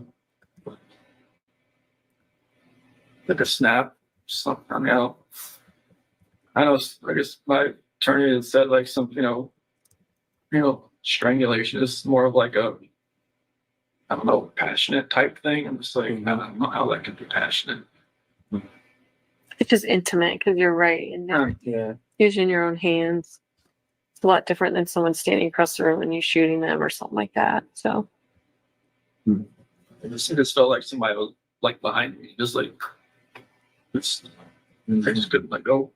It's interesting to me because there was a lot of things in your life that were like that, right? Where you're just like maybe felt out of control, or maybe felt like, I don't know why I couldn't take a step back, or like even when you said when your buddy was like, let's go to the football game, you wanted to say yes, you could. Yeah, I wanted to. Like I haven't been to a football game since North Carolina, so I was like, yeah, sure. Like I wanted to say that. Yeah. I wanted to just text it. Yeah, no, it was there, fell through, can't go. Did you watch the one of when I found out about Cece? Oh. No, okay. Is it totally different? Yeah, it was. Yeah. Yeah, it was. Because Bella was in the crib and it had an eviction notice on the. Oh, yeah, I think you told me about it. Yeah, I never saw it though. Yeah, I picked up Bella and spun her around and whatnot. This time it was just me and Shanann, and she was in the kitchen. I don't know, like, I don't forget what date it was. Maybe like June 3rd or 5th or 7th. I'm not sure like what date it was, the video, but maybe I already felt guilty about talking to Nikki at work. Yeah. Maybe that was going through my head. Is that the potential timing? Does that make sense? Okay. I don't remember the video, what day the video was, but I knew like I kind of met Nikki around like June 1st. I knew like she told me like afterwards. When you say met her, you mean like went on a date with her? No, I never went on a date with her until she was in North Carolina. Oh, okay. Just like flirting stuff. Yeah, I mean, there was natural flirting back and forth, and I was just like, I knew that like with that video timing, I probably just looked like I was like felt guilty for even talking to my girl at work. Well, you probably did, right? Yeah. We just need to make a note about that video timing and the timing of Chris Watts and Nichol Kessinger's relationships and the timing of their first trackable communications between one another, because Chris Watts is clearly lying here. So it was on June 11th, 2018, when Shanann surprised Chris when he came home with wearing the t-shirt saying, "Oops, we did it again." And the reaction, as you saw right there. She also told her 2 girls about her pregnancy. So on June 11th, she made a post on Facebook saying that she told everybody that she was pregnant, and Bella's reaction was the sweetest. And she had a picture of Chris and Bella and Celeste with her t-shirt, "Oops, we did it again." The date of that post is June 11th, 2018. We know that the first email between Chris Watts and Nichol Kessinger is the following morning, June 12th, 2018. And Nichol, in that email, thanks Chris for being honest with her.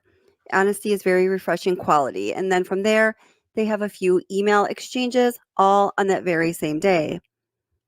Coincidental timing? What do you think? Leave a comment down below. Next, Watts is asked about the Duo burn patches or the Thrive products that he was taking in general. And he talks about feeling so different on the Duo burn patches. And I've got to tell you that is researching part of this case a while back. I did the whole Thrive program, and I did use the duo burn patches for only about a week because they made me sweat. They made my heart rate increase. I felt like I was losing weight, and I wasn't trying to lose weight at the time. I was trying to just, be healthy, and I didn't want to lose weight. So I stopped using them. They were pretty powerful in that regard. And I'm just wondering, with the responses that he's giving here and the ones that he gave before about Thrive, why people didn't take more notice to some of the curious ways that he's answering these questions, because these could indicate conditions aside from, being a consequence or a byproduct or a result of using the Thrive. Again, I want to know what you guys think about this. Yeah. Did you feel like a different person wearing those patches? Especially like the duo, the burn. Like the Apple Watches. Like if you look on it, like when it tells you your exercise, it says I was exercising like all day. Because my heart rate was like up. Oh. Just from those patches. Was it full of caffeine or what? They just have something. They had something in them. I mean, I had the black label ones, the longer black ones. Those had caffeine in them, but it never had that effect. I mean, the duo burn ones, the ones that are more of like the fat loss type. It felt like I was working out all day, even though I wasn't. Oh, were you tired? I mean, I know at some points, even Nikki said that, like, I'd fall asleep on the couch, on her couch while I was talking to her, and then like pick back up like I never knew I fell asleep, which I don't know if it was like some insomnia thing or what. But like I wasn't sleeping. You had a lot going on then. Yeah, but those are the only patches I really felt like a real big difference on, just because it felt like I was working out all day. Mm-hmm. You don't feel like they changed your personality or anything like that, though, or do you? I don't really know. I know that I just felt different on those than any other batch. I feel like I could just go longer and longer each day. Mm-hmm. And I'm not sure like if that was probably a bad thing. Because I don't think I was probably staying more 3 hours a night. So would you stay when Shannon was gone, would you stay with Nikki and then go home for to get ready? What? Yeah, I just wake up at like 4:30, go home and get ready for work and leave. And I just work out when I got back home. Mm-hmm. Next, Graham Coder asked Chris Watts about the idea that he and Nikki were looking for an apartment for him throughout a lot of their relationship. And the answer that Chris Watts gives here is very curious. And when you go back and look at what Nichol Kessinger said, oh boy, and you better believe I have a video coming out about that. What were the conversations with Nikki as far as at some point you guys were talking about her helping you find an apartment? So what did you guys talk about as far as your future together? That didn't really happen until like we got back from the beach.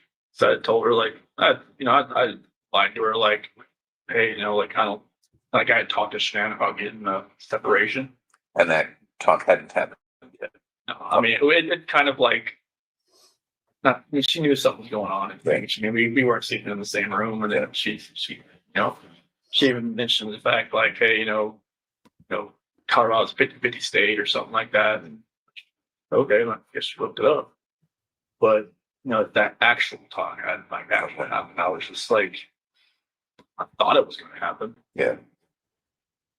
And so in conversations with Nikki, I get it. I mean, if you're telling her like the progress toward the divorce is a little bit more than it was. Mm-hmm.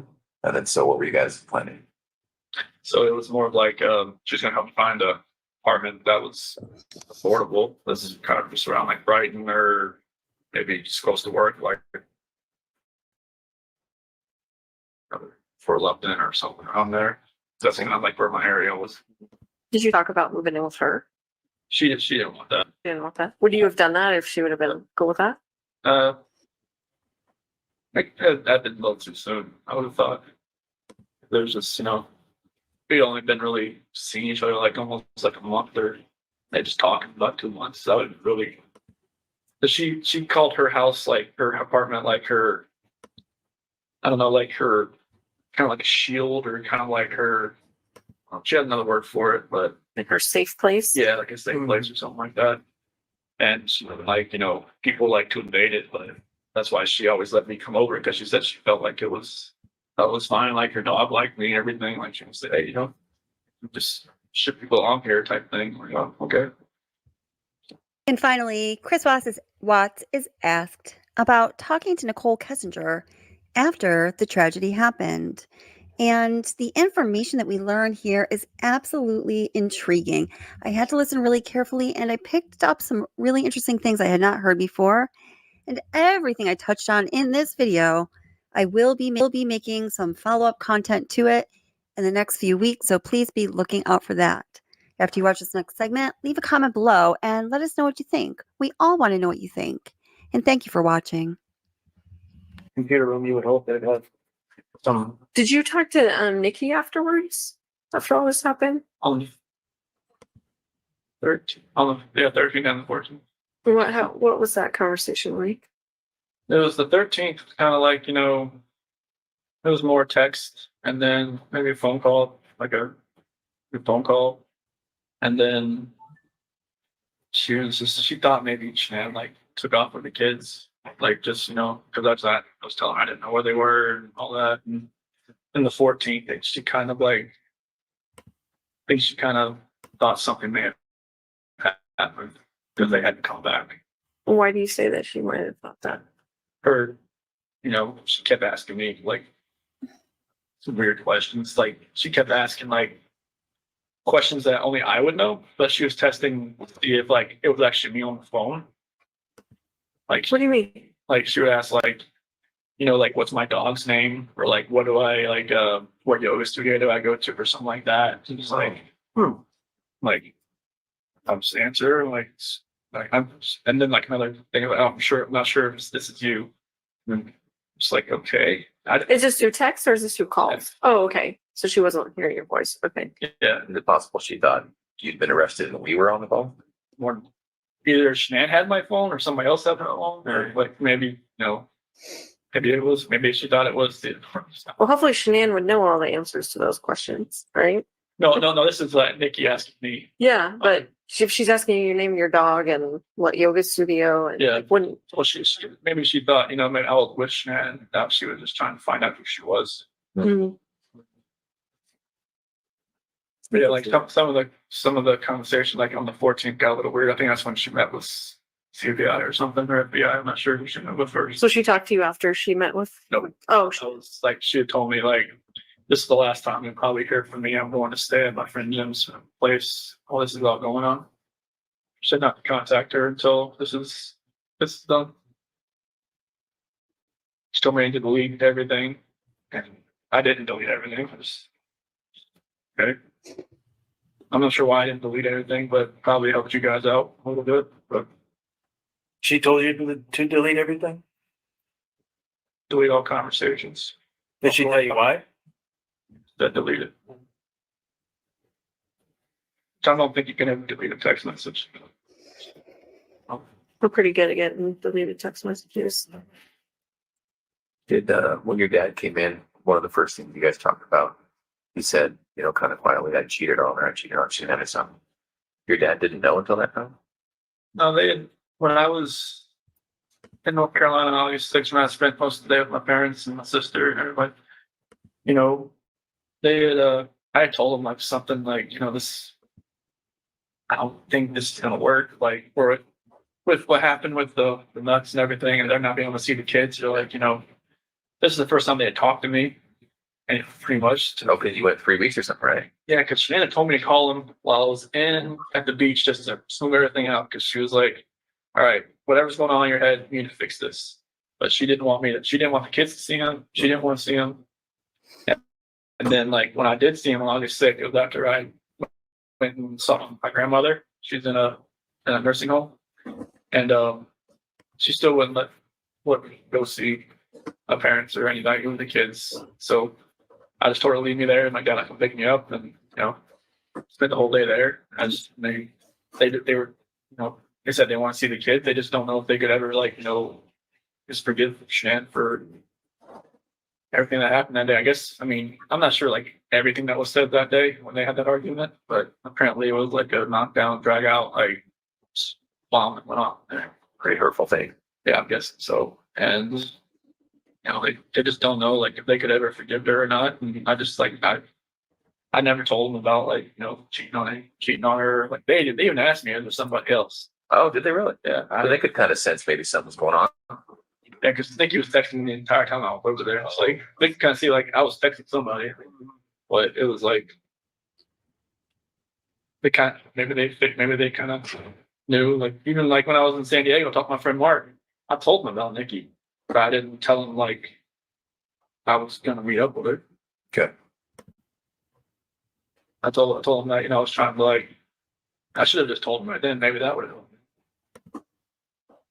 I know maybe he had an instance where there was a girl coming after him, and she was engaged, and he ended up getting with her, and then they were together, and then she cheated on him. Is this before he was married or during? It's after. Okay. Like he could have, you know, helped me, but I just, you know, I never told him the whole thing. That, you know, it was a lot further along than I wanted it to be. That's interesting to think about, right? Which dad could give him some good advice. Yeah, everybody. Oh, this is my friend Mark. Oh, I'm sorry. Okay. When I was in San Diego. Oh, I gotcha. So you think you told Mark about that, hoping that he maybe question you about it, or? Well, I was because, you know, Mark, my best friend, you know, I grew up with him since I was like 8, 9 years old. Yeah. So like, he had been married before, and it didn't work out because they were stationed together or something like over in Korea, and I should have just kind of just came out with like the whole story, like, you know, like I just told him there was this girl at work that, you know, I've been talking to, but I'm just distancing myself from her. Yeah. But that wasn't the case. I was just letting it, you know, exponentially get worse. Right. And if I had told him like, hey, you know, Yeah. he would have been like, whoa, man, like, all right, step back and look. Yeah. Right. And like, don't like fall into that trap. Being you're going to be alone for 5 weeks. And there's times I wish, you know, like maybe Shanann didn't have to go away for 5 weeks. Maybe we all just went for 1 week. Yeah, nothing would ever happen. Yeah, it's only, I mean, 5 weeks alone. That's the only reason really that was even almost even allowed to happen. there are quite a few people who would tell us and who do tell us you need to look into Nikki Kessinger. All the way from the extreme end of things being Nikki's the one who ordered the hit. She was there. I'm in the basement. She was there. Yeah. You know, so the extreme is she's the one who told Chris to do it. She's the real problem. All the way, that's the extreme side. And then all the way to, well, there were these texts where she was infatuated. She was in love. She was saying how good Chris was in the sack. And maybe we should look at her more. You know, what would you say to those people? Like, you know, she had her moments where I had to talk her like off a ledge kind of deal. What does that mean? It's like, I guess after the fact, there was like videos of her that she was like recording herself because she was like bipolar or something. I never knew that. But it's like, and she would get worked up about nothing. She would just like, she came to my house once because I think it was like July 4th. I didn't have to work that day. So I didn't like get up at like, you know, 4 o'clock and go home. Right. And Shanann called me like, and I didn't hear it because I was sleeping. I was just like, and she was pissed. Shanann was pissed. And like I called her outside, like, where are you at? Like what? Like, I was like, I didn't have to work today. It's like, called me at like, you know, 5:30. It's like, kids want to talk to you at 7:30. I'm like I was sleeping. She's like, she just like, you know, screw you, like, you know, like I don't know where you're at. And I went back inside. So I'm like, I gotta go. And she was just like, okay, then you come back? And like, probably not. So wait a minute, you kind of lost me there. Were you at Nikki's place when Shanann called you? Yeah. Okay, and so you were sleeping in her bed. Yeah, because I wasn't going to work that day because I didn't have to that day. First holiday I ever had off. And, you know, Shanann was pissed, and, you know, kind of pissed Nikki off too that I left. But I think that's when I called Nikki later, and she was like, you know, she kind of realized that, you know, she'd always be like the second, she said second fiddle, actually. And because that's how I probably would come like that day. Just, I don't want to be anywhere else when Shanann calls. She was already pissed. So it was stuff like that where she would she said she would go on like websites and look at like, will a relationship work with somebody? Like, will a mistress work? Will a mistress turn into a relationship? That's what Nikki was looking at? Yeah. She would tell you that, or you heard that? Okay. Yeah, she said that she would go on websites and look at stuff like that. I was like, why do you even look at stuff like that? She's like, I just want to see what other people have experienced. But like, so that confuses me though, because I thought earlier you were saying she thought you were heading toward a divorce. So why was she looking at herself as This was later on. Oh. Like, in August, like first week of August, when I told her, like, I had had that talk with her about separation. That's when like she started looking at like apartments and stuff. But like during our July relationship type thing there. Oh, I see. That's when she was looking up like, will it actually work? She told her friend Brittany about it, I guess, and Brittany told her not to do it, but she said she already made a decision. Okay. And so, are those people absolutely wrong about Nikki? She wasn't asking you to get rid of your family. No. Are you sure? Okay. And no part of any of this was because she put it in your head or asked you to, or you never. I mean, this whole relationship contributed to it. Sure, but she didn't want me to. I mean, was it ever like, I wish you didn't have kids. I want to have, kids of my own with you. Like, she never knew if she wanted to have kids, but she said that, at one point she said, I'd like to give you a son. Did she know that Shanann was pregnant with a boy? No. Did she know Shanann was pregnant? No. And why is that? You just didn't tell her? I didn't know. Like, because we hadn't met. But Shanann put that on Facebook. That's like, how did she not see that? I don't know. Maybe she did. She just wait for me to tell her, or she put it on her head. Can I ask you a question? A lot of people think you named Nico after Nikki. So what was that? Nico was actually named as Shanann Mike. Okay. Shanann thought of that one? Yeah, I wanted to spell it like N-E-K-O. I thought it was like Nico that way. Mm-hmm. But she said N-I-C-O. I thought it was something like Nico or something. Okay. Because Nico is more of like an Italian name. Italian, yeah. So, and like she did leave for, my middle name, my dad, and all that. But like Nico is like, that's a name that she always liked. Okay. Did she name all the kids? She named Bella and Celeste? Yeah, Bella, because Italian means beautiful. Marie, mom's middle name. Celeste is her grandmother's name. Catherine's middle name. Did you have any input in their names? I just liked them. I was like, if we had a third child, I was gonna, maybe we could have like Lee in the middle name, but I knew like the girls' names. And, I love those names, so it's like that's cool. Mm-hmm. Especially like with the we have little nicknames for them, like Belle and Belladine and Cece, obviously. So, that's good, but yeah, Nico was.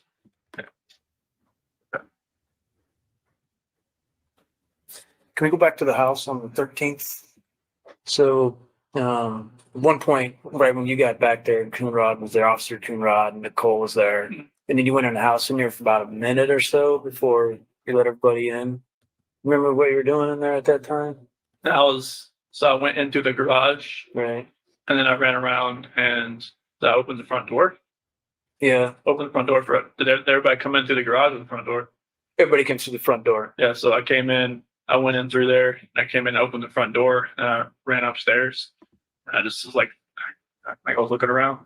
Okay. That's after everybody? Did you go around the house at all before you opened the front door? No, I didn't run around the house. I stayed down on the bottom, bottom floor, and then when I opened the door.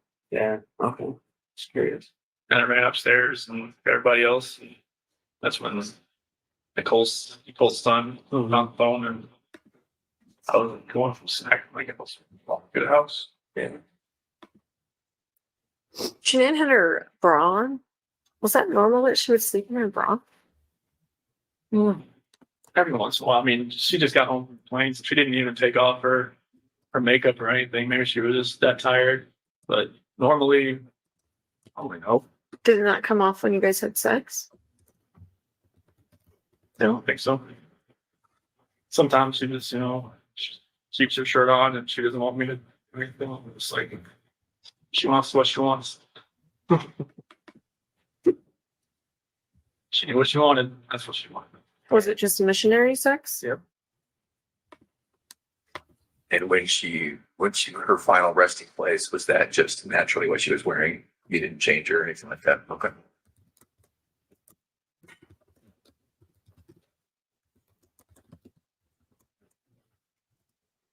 Did you have to see it?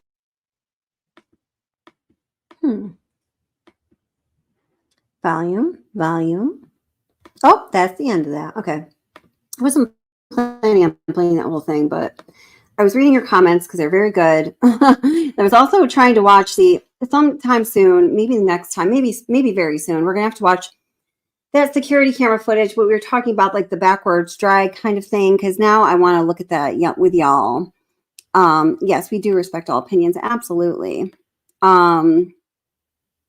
Yeah. Sorry, I'm just reading. You have such great guys. You have such great comments tonight. Always. Tonight, a lot of catching my eye. Yeah, she knew she was pregnant with a boy. No doubt about that. Did she have a baby? How do you know that? I always want to know when people keep telling me, oh, I know about her from this source or that source, but I never can find that source. So I'm asking with all sincerity, where do you guys find this information? And welcome, Dawn. How are you doing?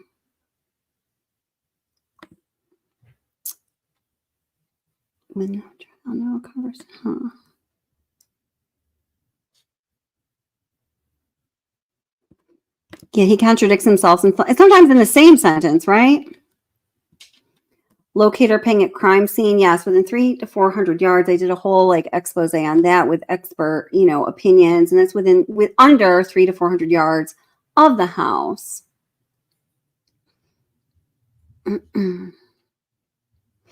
Amanda Kay says, looking at all the pictures and evidence and facts about this case, NK was 100% involved, if not during then after the fact. Whenever I try to look at it as if she was in court as a juror, I would say guilty. Yeah. Nichol sure does sound like Nichol, right? I do think that's a coincidence. I really do. Because I do know that Shanann picked out that name. Lying again. Yep. Hi, Justice A through Z. How are you, sweetheart? T says, I just want the damn truth, and you don't think she was involved. I agree with you, T. Why don't you think she's involved? I'm totally asking you this, respectfully. Like we said, all opinions are welcome. I'm just curious what you think.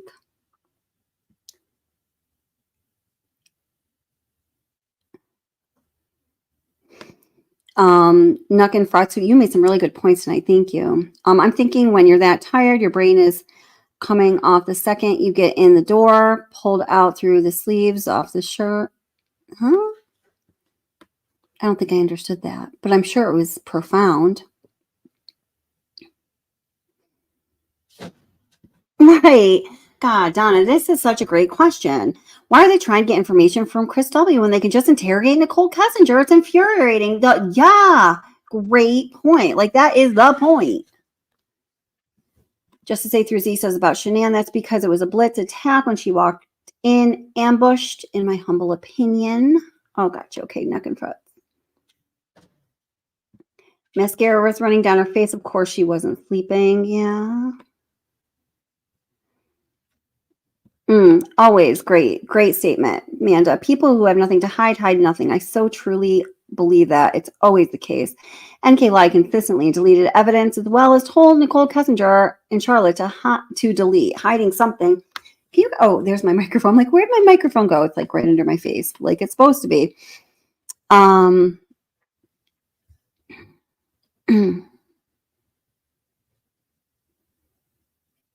That's what is evil.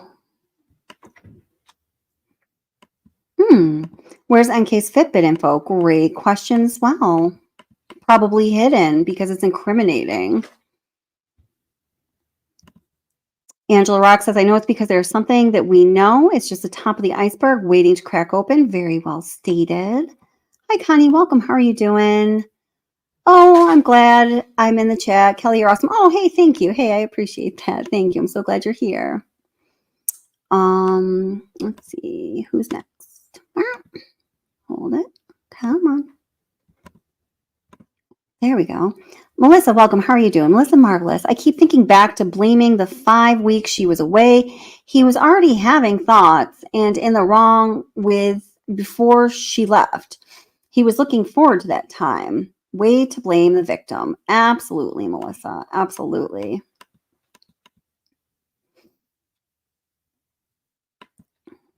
That was a crazy find too. That ping info. Yeah.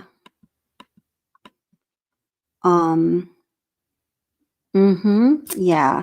Veronica says, Shanann Watts said in her live that she was going away for 6 weeks. And since the skanky empanada was stalking her, I love how you put the tilde. I just got that. Have you been doing that all along? Sorry, Stevie. Was stalking her. She had project in her mind and made it a reality. You know, I do think that there's that long video where Shanann's wearing that like lavender color shirt. She does talk about that and she's kind of emotional and stuff. You know, there is something in that video. I haven't figured it out exactly. I have like some ideas, but that's a piece of the puzzle. Amanda K says, Kelly, he talked girls in knowing it was the last time and decided to unalive them, then went normally to bed, then had sex with, had emotional conversations saying he found someone and then went into a rage. What fucking horrible is that? God, I mean, yeah. Oh, we were talking about this earlier, Michelle. I don't know if you were here. No way he carried Shanann and put her in the back seat. The video would have shown it and the truck would have smelled like feces. Well, the truck may have smelled like feces. We don't know that. Now there was one of the moderators here. Kevin is his current name is Kevin. I want to be a cowboy Bashnik. Is a friend of mine and moderator, and he is an expert on the topic. He works in the same industry. He's an expert in the oil field and the trucks. Sorry, one of my bunnies is making a lot of noise. I'm sorry if you can hear that background. And he said that the suspension is so good on those trucks, it's so tight that there actually might not be a bounce. That's what he says. T says, thank you for answering my question. I asked why she thinks Nichol Kessinger wasn't involved. And she says, simply because the proof isn't there. She was a little crazy. Yeah, it's true to that. Damn, my bunny going crazy. I might have to, here, I got to move because that's going to be really loud on the replay also. Hold it. Just give me 1 second. Hold it. Just got to get my mic and stuff here. I got to move. Calm down, Special Bunny, calm down. That's the bunny's name, Special Bunny. Sometimes when we had like litters of bunnies, we ran out of creative names. Okay. We just call him whatever came to mind. Okay. So now it's probably a little echoey because I'm like in a stairwell hallway, but that's okay. Okay, so again, T says, simply because the proof isn't there, she was a little crazy, but I don't think she planned a murder. Only God knows until the truth finally comes out, if ever. Well, ain't that the truth? And I totally respect that opinion. Yeah. And I mean, that is the point. You know, people get nasty about, no, it's this way. No, it's this way. Well, exactly what T just said. You know, the truth is not going to be out until it's out, if ever. Exactly. I mean, yeah. Okay, so Alice in Wonderland says, I respectfully disagree, Kelly. Chris Watts named the baby after Kessinger, in my opinion. Maybe. I'm trying to think of, I think it was Sandy Rusick who talks about, maybe she remembers wrong. Like, I'm not sure. I'm not sure. What I'm about to say is not going to be right in some way.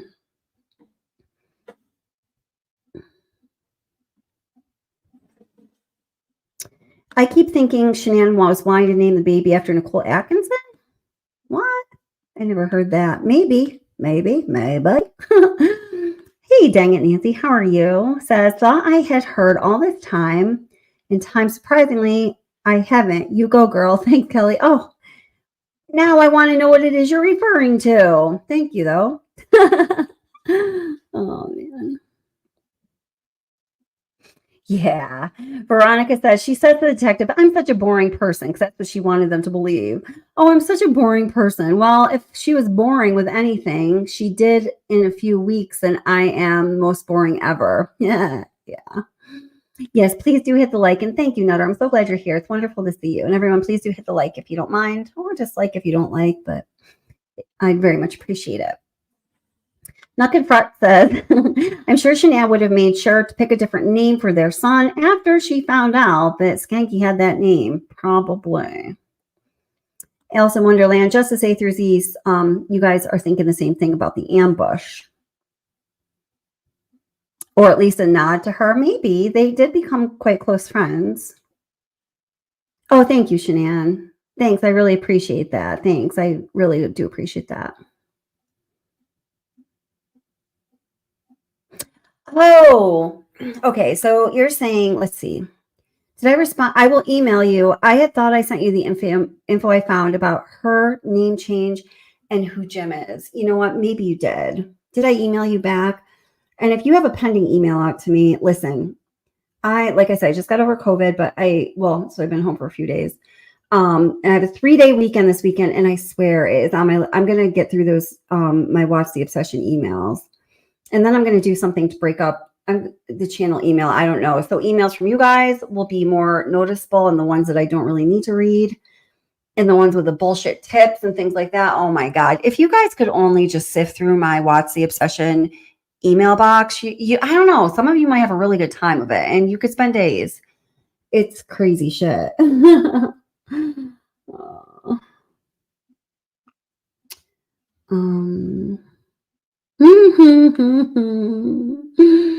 Miranda K says, NK's interview is like she's interviewing for the Woman of the Year. I work out. I'm thrifty. I can stretch $1. I care about a 401k and baggage. I think family is your people and important. I'm a good friend. Oh my God, that's so true. Great comment. Thank you, Veronica. Watch the Obsession, best channel ever. Thank you. That's so sweet of you. Oh, hey, David Whitaker. How are you? Oh, you know what? I know someone named David Whitaker. I went to school a long time ago. You don't happen to be from Central New York, do you? It says, I watch you, love this. I have never been so obsessed with a crime as much as Chris Watts. It's crazy. I know. It is wild, isn't it? I know. Thank you, Pepper. Do please smash the like. Yeah, we're all with you, David. Let's see. Claudia, welcome. Claudia says, I think he unalived the girls and Shanann was last as she walked in the door. Oh, yeah, that's very possible. Oops. Let's see. Okay, so Amanda K was clarifying what she said earlier and says, I'm saying I don't think he went into a rage and unalived Shanann. Oh, you're being sarcastic. He clearly plotted and premeditated to unalive the girls and Shanann. It wasn't a sour of the moment. Really well said. Okay, I see. We're being sarcastic with that a little bit. Yeah, gotcha. Offline says, I used to travel for my last job. I played Find NK when I was in the Denver airport. I never won the game. Well, they have all those tunnels and stuff under that airport. You would have had to do you would have had to have a long layover.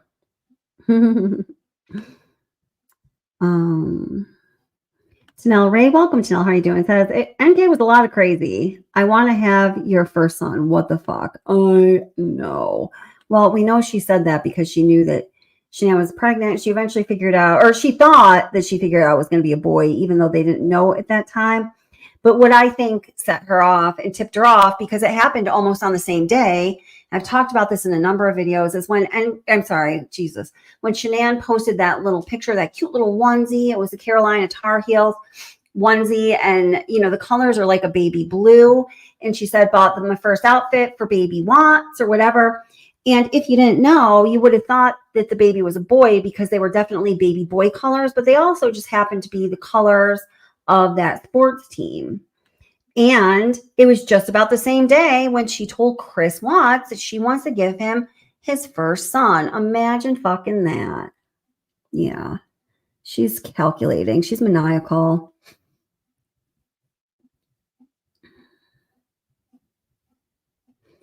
Nuck and Frotz wants to spare us the gory details and says, I'm just going to say that the children wouldn't have been in that seat while she was on the floor. My husband had that truck. She couldn't have fit onto the floor, but the seat, she could have fit onto the floor, but the seat wouldn't be able to go down. Very interesting. Just recently, people have been chiming in on that. I think we're going to have to find that model of truck and do take a look at it.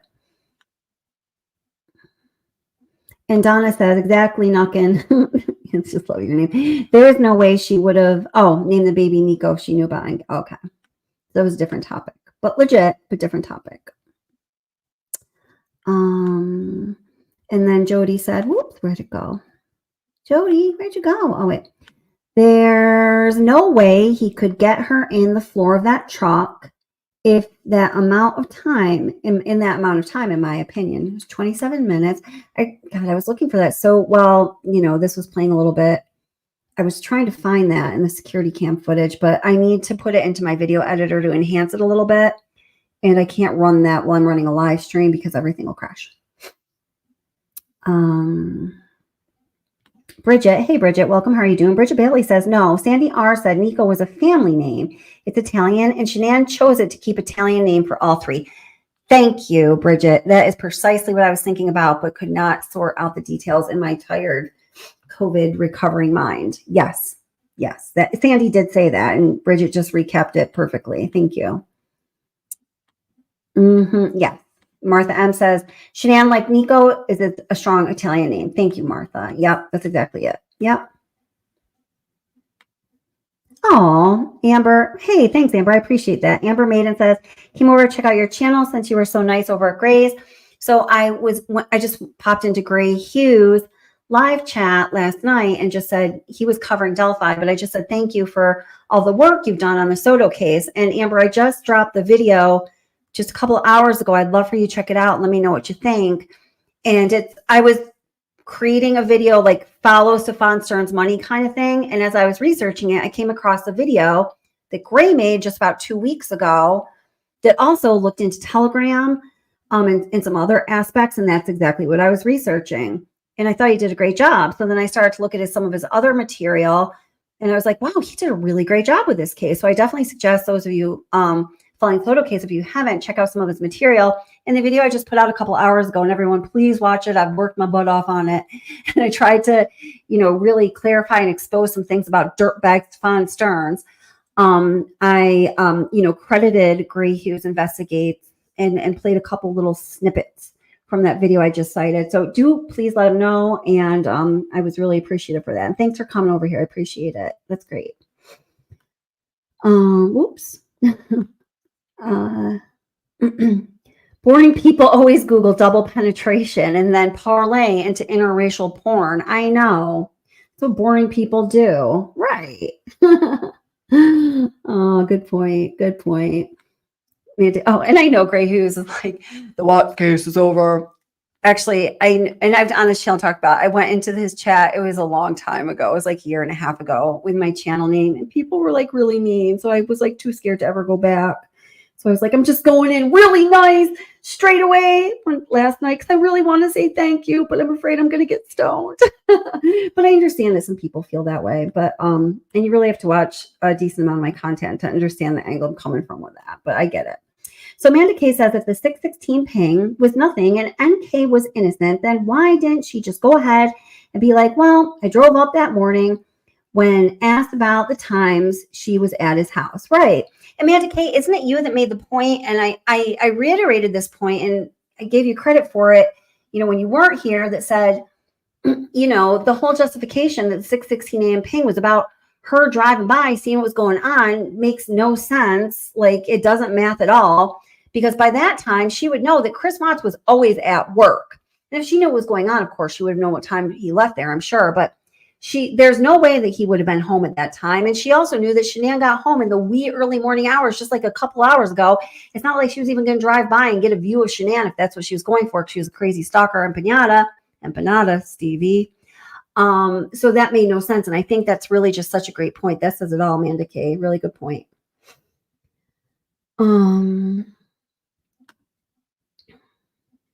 Milk and Front says, I found this case since it broke and my husband had the exact same work truck, same year and model.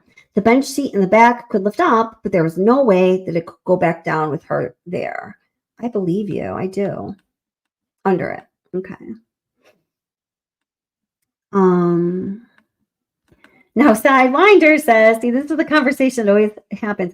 Yes, the seat would go down. Chris put her in back, move his seat up a good bit, then put Shanann in the back seat into a seating position. Whoops, it gets a little, I can't read it, but something ram his back seat. I have the same truck. So anyway, Sidewinder thinks it could happen, is explaining exactly how that it possibly could happen.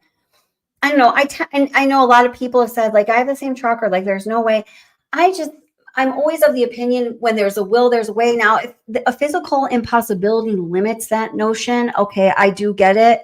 But I really want to, like, check this out now. I really, truly do. Reading is so important. Well, yeah, it's because he just said to her, the investigator just said to her, did you ever get him a book about saving his relationship or whatever?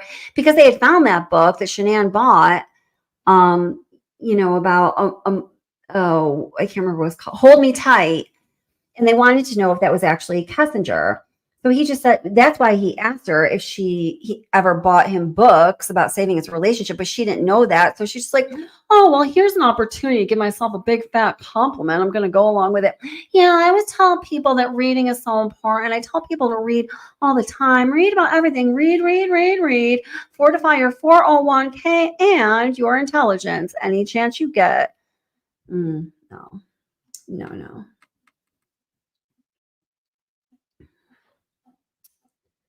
Let's see.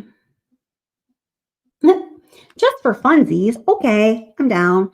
We should have a dedicated Denver Airport live stream now that we know Kelly knows about the tunnels. What, are you guys trying to keep a secret from me? Hey, Kaz, how are you doing? Welcome back. No doubt Nichol Kessinger thinks an awful lot about herself, so seriously. Yes, for sure. Yes. A match made in hell. Oh, I know. Really? I mean, what happened was so terrible. They both still played with box. We both saw them with that shirt. Yes, that's so funny. Amanda K says, find someone with that truck and do measurements and see how someone laying on the floor and seat works, doing same recreation of the sort and just testing the theory like private investigators do. Yes, that's exactly what I'm thinking we need to do. Thank you for laying it out. Yes, exactly. Because Nuck and Front says, Sidewinder, I'm saying the bench seat in the back wouldn't go down to the point where a child could sit on it. I'm not talking about the front seat. Well, yeah, man.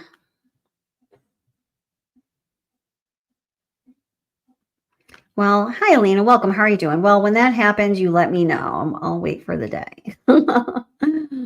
Maybe we can make it a group effort. Science, not stigma. Science, not stigma. Says Elson, speaking of rocks, I wonder if any one of those dark things they did was DRUGS. You know what? I think so for sure. Science, not sigma. My husband said all the non-union labor crews he worked with did METH. Yikes. Ooh. It's a hard one. That's funny. My voice is getting a little weaker, else I would read that for sure. Veronica says, I don't think she would fit. Yes, Amber, the Telegram stuff is interesting. Yes, it sure is. Yeah. Gosh, what another dirtbag. Freaking Stefan Stearns. Everybody, after the live stream or tomorrow, please watch the video I just dropped about, that I was speaking to with Amber here about, here's a link to it. Madeline Soto case, but Stefan Stearns, and where the hell did his money come from? Because he was a dirtbag who was like literally never had a job. Here.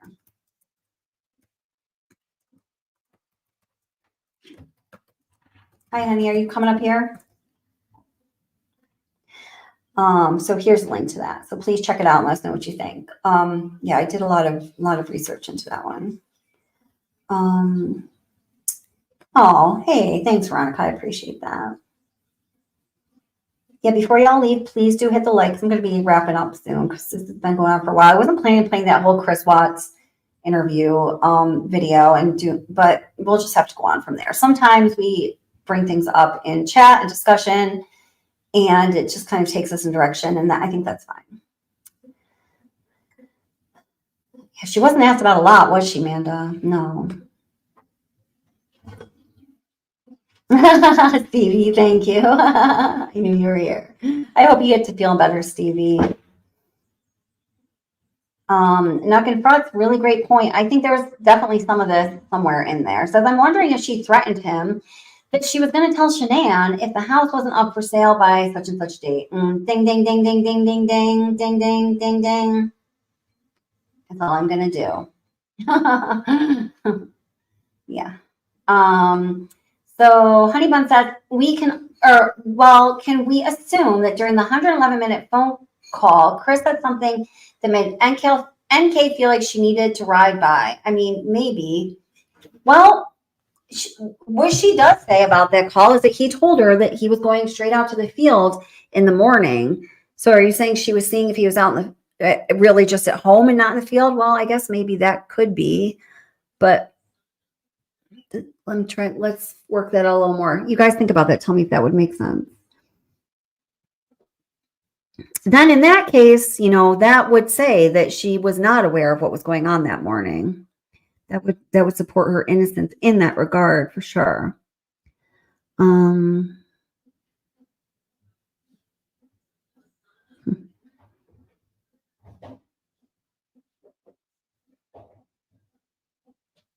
A double life takes energy. No. Oh, yes. Yeah. Good point. Sure does. All of that, manipulating and trying to lie to people. Yeah. So it's told that NK was arrested for stabbing someone in the back with a knife. So it's told. Reading is so good for you. I know. Ridiculous.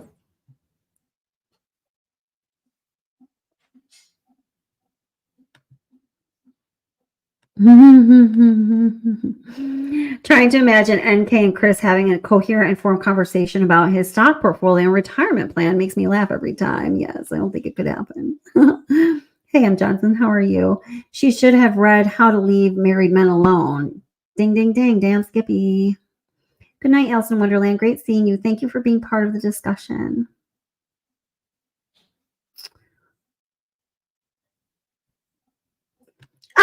Thank you, Veronica. Stevie, are you here? I knew it. Veronica says, I'm Mexican and Spanish speaker, and yeah, it's empanada, which is from Argentina originally, but here we say empanada. Now, where is here? In Mexico? Because I am telling you, I did minor in Spanish, damn it.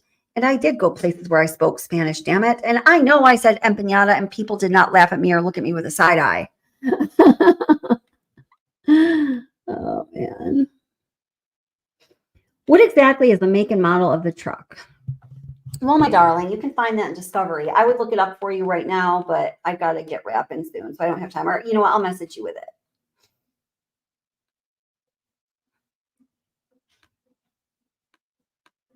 Yeah, such good point. All right, guys. I'm just going to... Let's see. I was just joking too, Stevie. Hey, Crime and Crochet, how are you doing? Yes, better late than never. Welcome. Glad you're here. Yeah,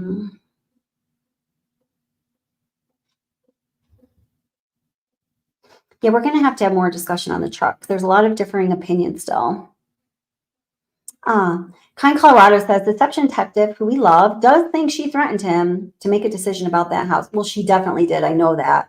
And I was trying to lead up to that in my bombshell series, but I haven't gotten there yet. But that's truth. So, all right, guys, I am going to wrap up because I do have to go to bed and make sure I get rid of this COVID. And I want you guys to take good care of yourselves too. Remember, life is hard, so please be nice to one another. Always, if you can. I mean, I know we always sometimes have a bad day, but it's important. And especially be nice to yourself because you so deserve it. I know you do. And thank you so much for being here. I appreciate your support. I love seeing you guys and chatting with you. And I just might be doing another live stream tomorrow night or Sunday night. I'm aiming to do so. It's going to be on the Soto case. And I want to soon I want to follow up with more of the work truck on the Watts case. So those two I'll be doing within the next week or so, let's say. I'm still working on the video for the Ellen Greenberg horrible situation for those of you waiting for that. Again, COVID just slowed me down a little bit, but that's what happens sometimes. So thank you guys so much for being here. And then here, I'm going to drop the link again for the video you're going to watch next, the Stefan Stearns Follow the Money video. Please like, comment, share. And I really want to know what you guys think about it, because I think that I brought up some points that I've heard a lot of other people bring up. Maybe they have them and I just missed it, but I still want to know what you guys think about it.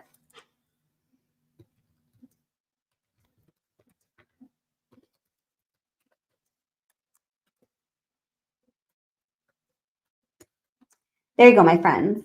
Aw, will do. The bunnies love you too. I'll turn on my camera next time when I'm not haven't showered in a few days. And we can have a bunny moment. Yes. Love to all of you guys. Thank you so much for being here. All right. I will see you soon.